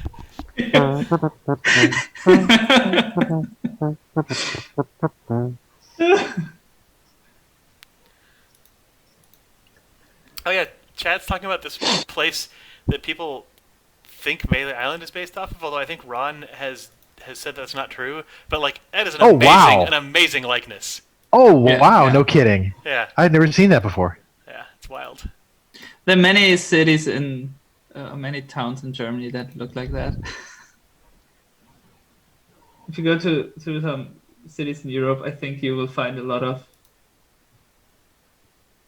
Melee Island places. Yeah, people think it's a reference from Rothenburg in Germany. That's the place. Or Rothenburg, I don't know how to pronounce it. What have I done? I'm not even paying attention to what I'm clicking on. Buy a ship. I know. That one. I think I told him I don't have any money, so I think he's going to try to. I mean, I eventually just get the dumpy one in the back, but you have to like talk him down from all the extra features and stuff. It's really funny looking the ship in the back that it's half synced. Of course, you can only buy this. Yeah, there's another place here as well. Sort of Nordic quality about you. And when he tells you about the ship, there's more lore, right? Oh yeah, I believe so. Cause like the captain is called Marley. Yeah, that's correct. There's all that stuff. Let's see.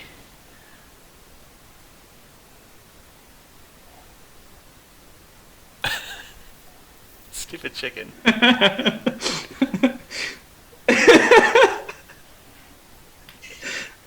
God, everyone has one. It's so stupid and good. Yeah. I love it. So now imagine the Woody lady, after you took it, she plays another one on that table. Right? That's just her sort of giveaway. Yeah. Anyone who comes by. Stockroom's full of them. I can't get rid of these things. You want 3? Here. Rubber chicken with a pulley in the middle of it is not a real thing, and I don't know if it's really a joke either. Exactly, I've never understood it, other than it's just an absurd thing.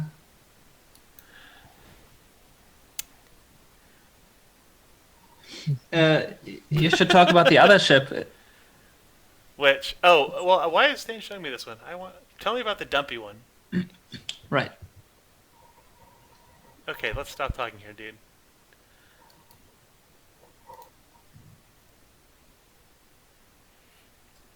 Oh, right. Salty Horse suggests that in Zoom you technically could get a stand jacket. Oh, right, because you could green screen in Zoom, so you could put a stand pattern behind you and then chroma key your shirt and then just waggle your arms around, and it would be static. Sadly, all of us are wearing black and white. It wouldn't work. Nope. I do feel like the low frame rate on the Zoom video though makes for an excellent. It does, yeah. You get. Oh right. You kind of get that effect. All right, let's go look at this dumpy ship in the back.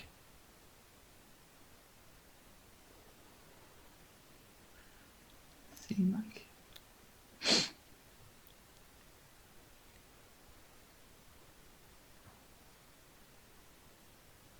Trying to see what else I have here deep in the digital archives. For your Zoom background collection. Oh, I bet there's some cool stuff to show. Although, maybe also, backgrounds, because why not? I'm a digital hoarder, but some of that old stuff is a little hard to find.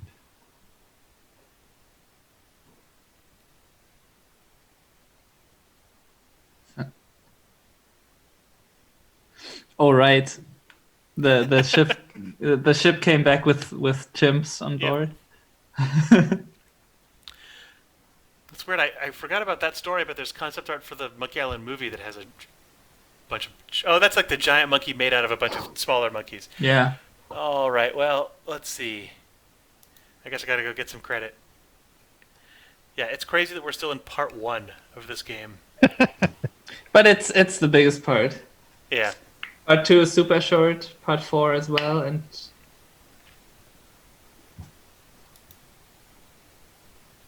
And on Monkey Island, I think it's also not that long.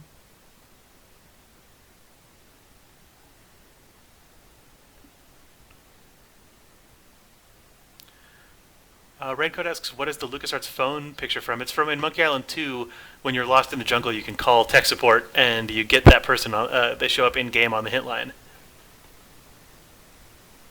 El Pollo Diablo asks, is there really concept art for a Monkey Island movie? Yes, there was a Monkey Island movie in early pre-production at Industrial Light and Magic in the early 2000s, I think, early mid-2000s, and Steve Purcell was working on it, and if you look around online, you can find it in a bunch of places. Hey, Dom, how's it going? All good. No worries. Yep, well, it never came to be, but there is some painting for it. And, no, it did not. And I don't think that it is really related to the Pirates of the Caribbean movie. There's a lot of sort of apocryphal, unverified stories that people were involved in both, but like there's no way to actually claim any of that stuff with any reliability. Like the screenwriters of the final Pirates of the Caribbean movies say they don't know what Monkey Island is, but it's like there's rumors that one of the many people who did a screenplay for the Pirates of the Caribbean movie had at one point also worked on the Monkey Island movie. Who knows? Industrial Light and Magic definitely did visual effects on Pirates and was developing the Monkey Island movie, so there's some crossover, but beyond that, unknown. Whether or not it's true, when I'm a burned-out 77-year-old drunken barfly, that's the story I'm going to tell anyway. So. Oh, ATM Machine says a plot summary for the movie was included in the special edition DVD. That's awesome. That's cool. Yeah, it could have been an animated movie. Is that wow, you have a huge Stein that came out of nowhere, and then unfortunately it's not a human, so it's being erased by Zoom. Draw a human on it. There we go. Draw a human on it.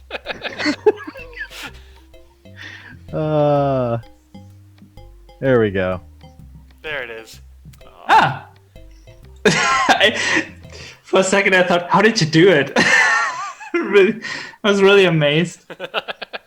Oh, look at the poster. What does it say now? Same thing, right? Oh, okay. Oh. No. I'll save you, Elaine. I promise.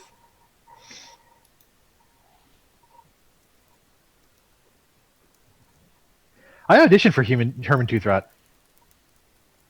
Human Toothrot. Herman Toothrot. I feel like I read for Herman at some point. Really? Oh, yeah. Did you speak I wanted multiple Herman. characters? I totally wanted Herman. I read for... I can't remember. I mean, Guybrush was the main one, obviously, but I think I read for Herman as well. I remember that because I think you sent me your audition at some point. That would be hilarious. But you didn't get the role of Herman? Or I auditioned for Herman, but I didn't get the role. No, Herman it was Wally Wingert or something, wasn't it? One of those guys. It was Wally, yeah. Yeah. All right. Because if you would gotten that role, it would open up a whole new can of a whole new theory that Guybrush imagines Herman. I like it. But this is why they casted someone else, because they didn't want that theory. Of course. I'm going to go with the crazy theory that the other voice actors were just better than me. I don't know, Dom. Crazy, I know. False.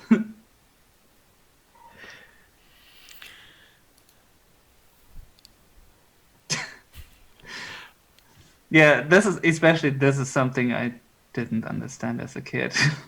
What is this puzzle?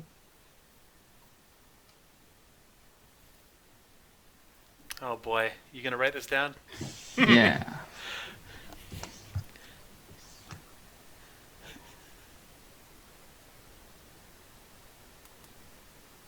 Left 2, right 2, left 4, right 1. Yep.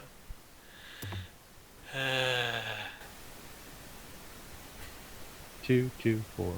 Yep.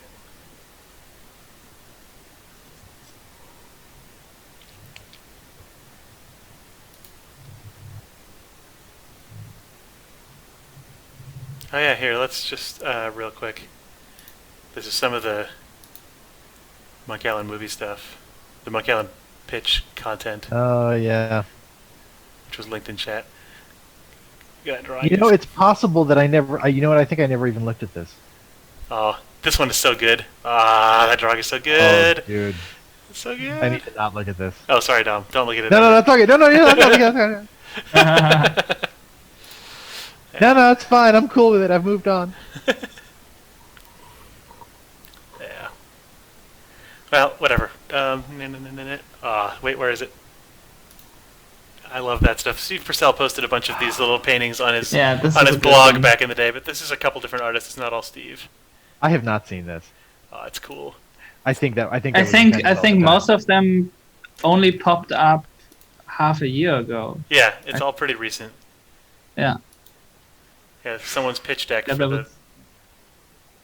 I feel like I saw the link go by at one point. I was like, dude, if I look at this, I'm just gonna cry. So I'm not gonna Oh.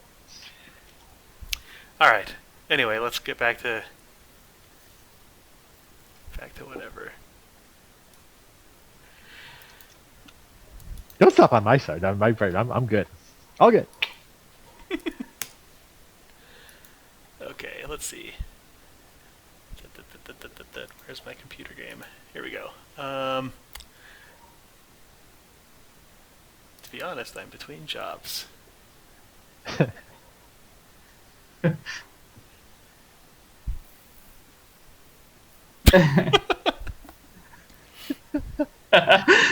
so good. El Pollo Diablo asks, what was everyone's involvement in the Monkey Island game? Do you mean us, specifically? Or, like, everyone? We'll find out. Shiny and chrome.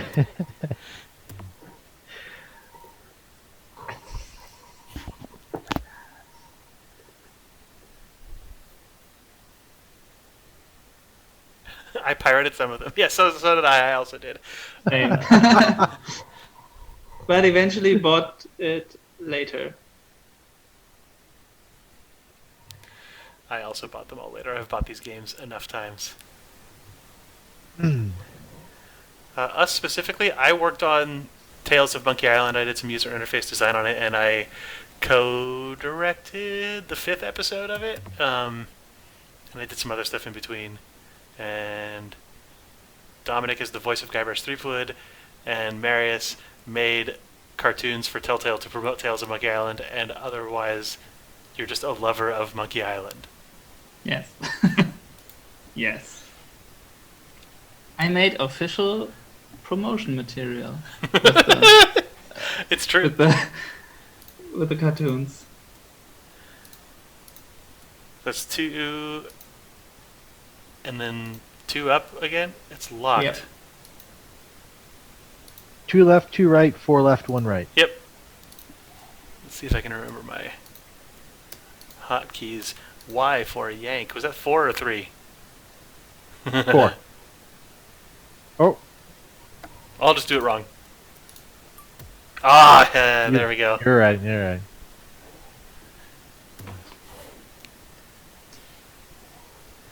I get it? Yeah, Storekeeper's Note. And away we go.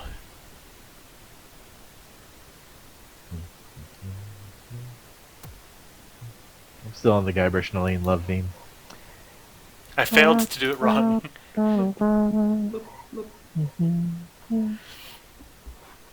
What? Zach is here. Hello.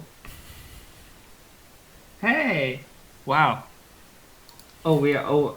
I only now saw that we are over 100 people in the chat. Yep. I just hadn't gone in here yet, so I church. figured I should go in there. That's I fair. apologize. I probably know some of you in the chat here, but I don't know all the handles, so I apologize. Hello to any of you I know from the past. We'll just assume that you're rudely ignoring everyone. Oh yeah, it's probably for the best.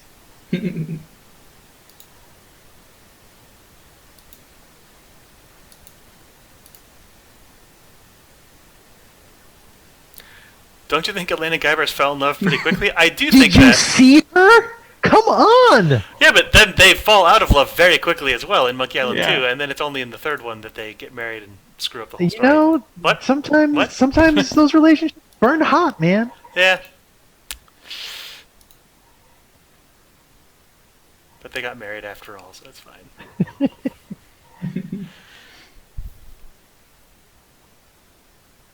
JP says the fact that the church had music in it made it feel very important long before there was any use for the place. I agree that it's just an empty room with music playing in it. It's really good. It actually feels very Loom-like to me, that there's that weird religious space that just has blasting music and you don't know what the hell it's for, and then later in the game it's for wacky hijinks, so it's all fine. It feels like you're stepping into Loom or something like that. Yeah. Salty Horse, he does react to the poster. He just says, "I'll find you" or something. He says something very sort of romantic and determined. Oh, look at this piece of shit. What? Excuse me? What?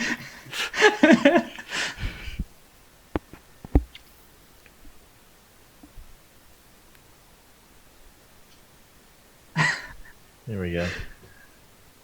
Guybrush just standing there.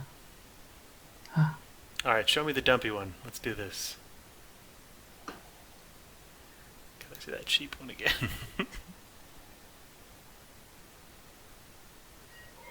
Here we go. What?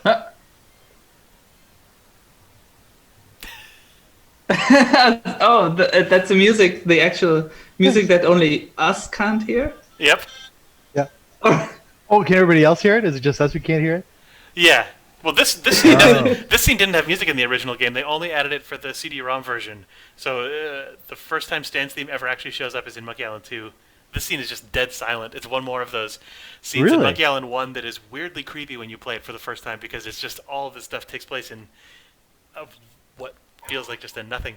I got this. Wait, so can the people watching the stream hear the music? It's just us who can't hear it? That's correct, except that in this scene there isn't even music. Oh, so So what you're telling me is I've been super annoying when I'm singing along because they're hearing no, everyone has. actual music and me at the same time. I'll say that everyone has in fact appreciated it greatly. I doubt that, but that's okay. No, someone For earlier, me someone in chat requested for me that it we was patch your perfect. song in, so it's fine. Dom, for me it was perfect because I cannot hear the music at all, so but I can hear you, so Well, as long as we're taking care of our needs, then that's really what's important, right? Oh yeah, people are requesting that you continue to sing. sing what? Let's talk extras. Oh, the Stan theme.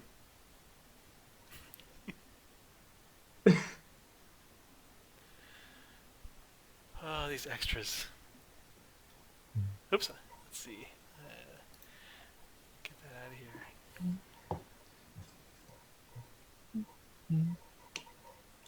here. Dialogue.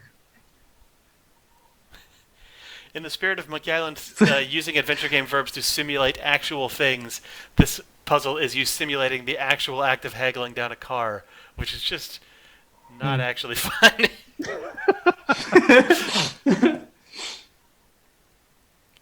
But wait, there's more. Like, if I'm not mistaken, the But isn't solution that- for this puzzle is to But- actually talk him down from every single detail, and then to walk away twice, and then he'll finally bring the price down enough that. But Jake, isn't that actually a power fantasy because you never actually in real life have the strength to say no? I guess, but man, it's fine. Don't you feel empowered right now? I do, by telling him I don't need a piece of junk on his car. If I don't have to do any of this stuff, then I apologize to everyone on the stream. Barnacles hate simulated wood. Porthole defoggers, keep them.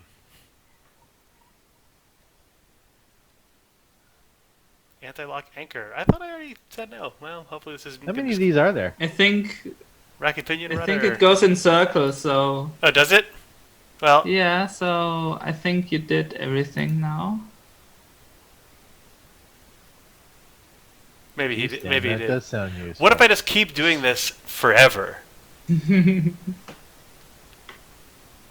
Elevator made wood from wine casks. Okay, yeah. Yeah, we're looping. Enough. I'm glad that you see the foot tapping in the tiny version. Yeah, It's really good. Yep. Like 2 pixels worth of foot tap. I think here you have to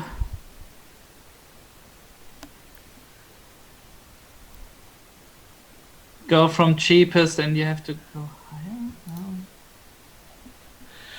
All right, 73.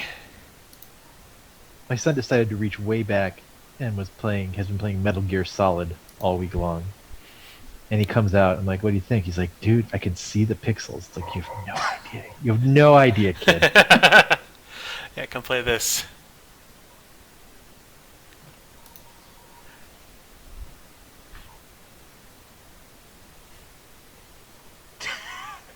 Okay, can't unsee, but El Pollo Diablo noticed. He does look like Toad. He does look like Toad. He totally does. Ugh.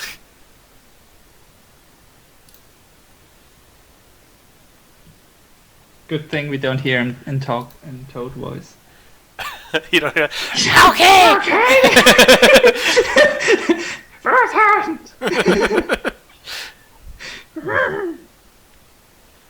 All right.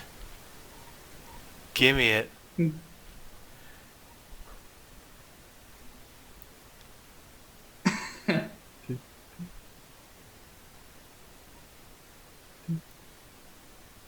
Oh yeah, right. Yes. You ruined Stan's career in every game. Yeah, but he deserves it.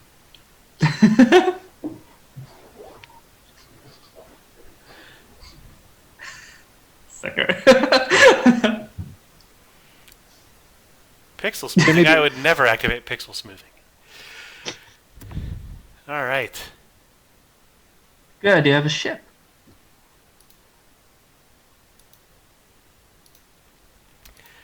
Now I got to get all those people to want to hang out with me. Yeah, now I guess you only have to talk to them. Stan is a tanned Oh. toad.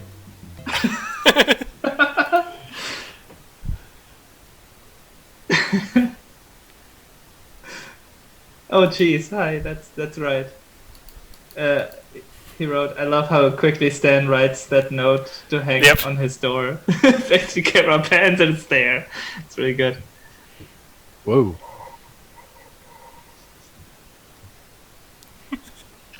I want to embarrass you, sword putting. I want us to make up and be friends. That's so cute.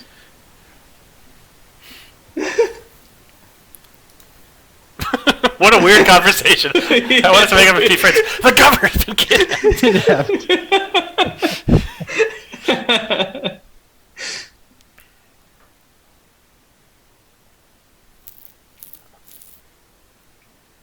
Did they bring back the people who played Carla and Otis from Escape from Monkey Island for Monkey Island 1 Special Edition? I don't remember. Yeah, I don't remember either. I feel like the cast was pretty consistent across Yeah. all versions. Elaine was different. Elaine was different in Elaine Escape, was different in Escape, yeah. but I think she's the same in all the other ones at this point. I think Correct. I think Right. And then there was that LeChuck. Oh yeah, there was one different LeChuck performance in episode 1 of Tales, and then Earl Bowen was back for 4 and 5. And I think then he was patched into episode 1 from some platforms, but not all, which is not at all annoying and should totally be talked about. I I can't remember the fellow who stepped in for Adam Harrington, I think the guy who was Is that Bigby in the was it? Fables Oh, was it game. Harrington? I think it might have been. I can't remember. Maybe it wasn't. I thought it was Adam Harrington, but I could not tell you. I thought he did a nice job with it, but that's an impossible task. That is a tough one to go up There's against. no winning in that scenario. Yeah. No. Yeah, when the first trailer for Curse of Magellan came out and I heard that voice as LeChuck, I was like, oh man. Right. Oh man, they did that. They got that as perfect as they could possibly be. And I was like, oh, Dominic is pretty good. Guybrush is all right. I remember them saying they kind of, I guess Earl Bowen was happily retired in Hawaii or something, and they kind of yanked him out of retirement to come back for the special editions or something like that. Yep, that was right at, I think, between the special editions and Tales, the back half of Tales all happening at once. It was like, oh, yeah. Okay, all right. Fine. Fine. Except deeper and, Yes. the chat, thank you, chat, for the very nice words about. So Luigi was hoping I would play Otis in the special editions, I guess. That's hilarious. Thank you. But I now actually remember that when I was in the US for the Telltale internship, I think it was, it was at GDC where they announced Monkey Island 2 Special Edition, and I actually went to the booth and asked if I could voice a character. Did that work? I just went there. No, because then they were like, first you have to be in a... You have to be in the Screen Actors Guild, probably, right? Yeah. Right. And I was like, I'm not. But I thought I should try, so I just went there. And I didn't get a role. So... Earl Bowen always sounded like he was having the time of his life with every single LeChuck line. I agree. That role, as it was in Curse, was basically like you just get to be the coolest Disney villain character that never existed. This weird scenery-chewing, fearsome pirate cartoon man. It's really good. Cheese, do you mean the Wonder What Happens videos? I can voice the three-headed monkey. I can do that. What an idea. Defeating the 3 trials is easier than joining SAG, if I recall. It's been a long time. The Wonder What Happens videos, I made the first one as a surprise for Telltale Games. And released that the day before the first episode of Tales of Monkey Island got released. And it was also shortly after I got a rejection letter from the film school I wanted to join. So, and then Tales of Monkey Island got announced, and it was like, oh, this is amazing. Like, I'm going to do this animation now and blow Telltale Games' mind and then hopefully get their attention. And so I made the first movie, and then Jake contacted me. And I fell for it. Yes. And asked me if I would like to make more of those movies. So the last 4 movies of the Tales of Monkey Island movies were actually then official Telltale Games higher movies.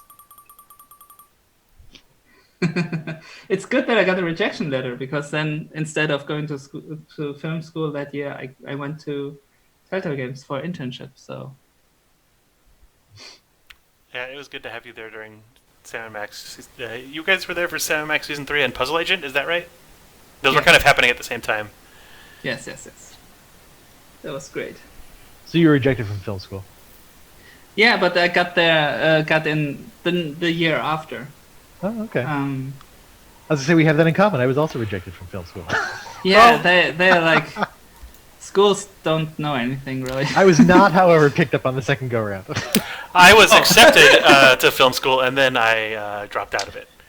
Oh, okay. Damn. And look where we are. We're all playing this EGA game on Twitch together for 100 people, which is a huge number of people. It's crazy that you're all watching this.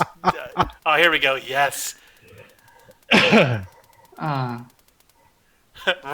the reflection in the pupils is gorgeous. Yep, and then all the verbs have now changed. Oh, it's so good. Bother, poke, tap, see. I like that. I will tickle this. Poke ran away. I will tickle murderous winged devil. Fuck. I don't believe it. But did the parrot actually cut his hands off? Is it actually a monster? He says it was the beast who stole his hands, yeah.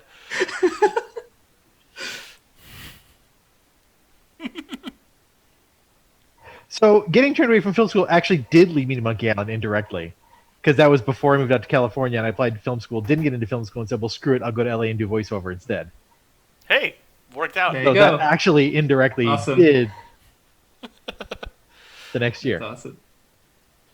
He says it was a different parrot? Oh, okay, I'm sorry. It's not the same parrot.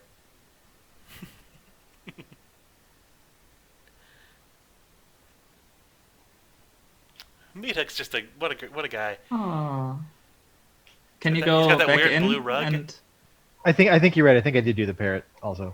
Sorry, I'm looking at the chat here, not two conversations.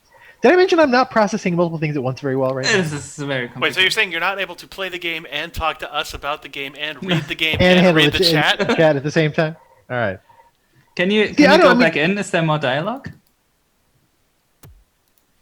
What's that? Can I what? Oh. I'm his captain now. I wonder if I can insult him now. Yeah. I wonder if I can make him feel Although bad. those hands on hips, hooks on hips, Yep. sprite is so good. Like, There's definitely nothing to talk to this guy about right now. Hey, that's great. Oh, this is like an awkward phone call that you should have hung up on 2 sentences earlier. Really good. All right. So good. I asked him to do the tattoo thing before I petted the bird, before I touched the beast.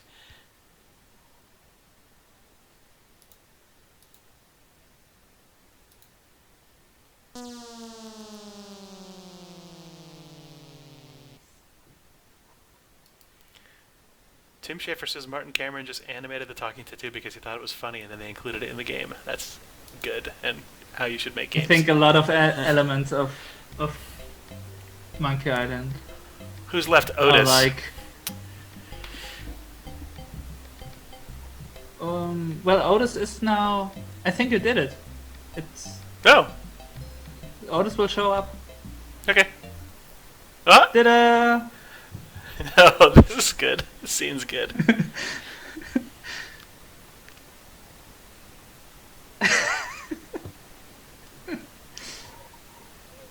No way.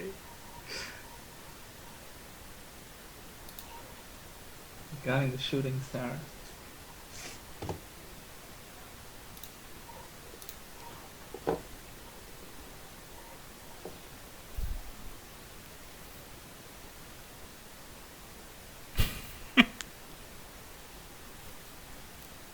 Nice.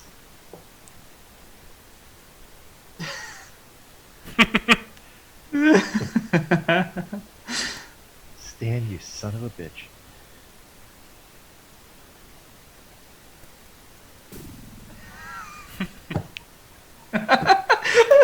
So good. Great timing. Whoops.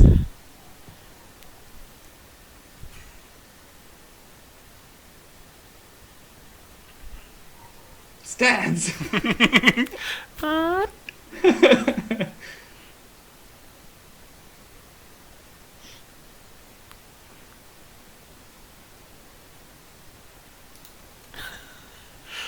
God, that line you're at until he makes lousy carrot cake has like 80s action movie hero energy to it. Like, just they're so badass. makes That's all I got to lousy talk about. carrot. Yeah. This carrot cake is terrible. Boy, talk about a community.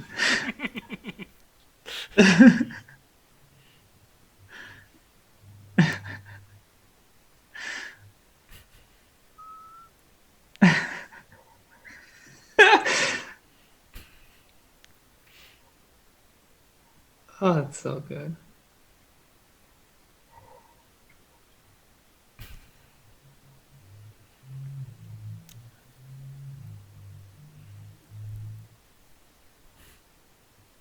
Wonderful.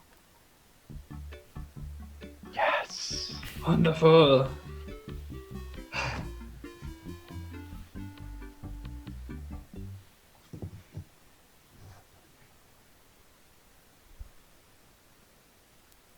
Good. Quality. Yep.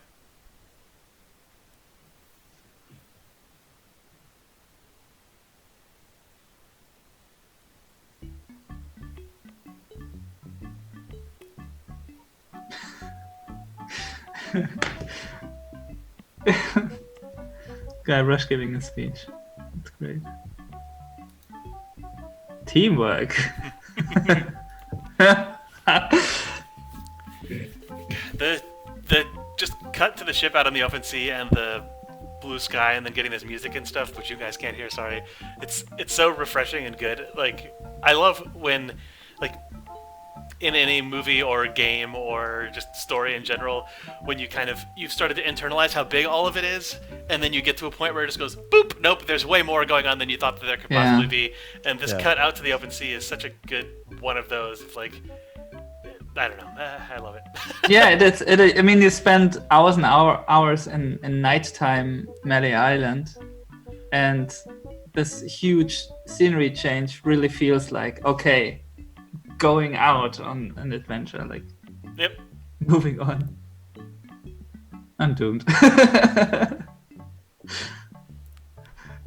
like how everything looks broken, but the bed actually is clean and it's made. It's made.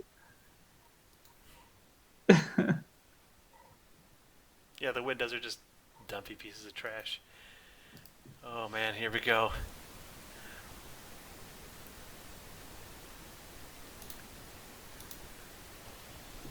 Do you guys want to keep going? That is the valid question now that we're at the act break. So I should in probably Germany, bail soon. it's now 11:35, 38. I mean, we could take a break and come back in a few days. I would I'm say, down. yeah. Yeah? All right. Yeah. We'll do the whole That's probably for the best. game and Monkey Island 2 and reveal the secret and stuff. Yeah. Well, that's Yeah. in the next Through play. our- The next playthrough, we'll confirm the secret of Monkey Island that we've all known for years. Exactly, through our investigative, sharp playthrough skills. Cool. All right. Well, thanks everyone for listening. Thanks. Yeah, thank you very much. Thanks, That's- Marius and Dom, for hanging out in the chat. No, this is fun. We'll try to figure out when we're doing the next one of these, and then we'll announce it on the internet on Twitter.com. The tweets will be posted. Social media. I did save. I appreciate someone suggested that I save, but I did remember to save because this is not a modern game that will remember what I've done. So, Guys, we were going to do Act 3 today, but I forgot to save, so we're going back. so to we're the gonna beginning. just play through. Oh, barf. Sorry about that. All right. Well, see you all soon. Thanks, audience.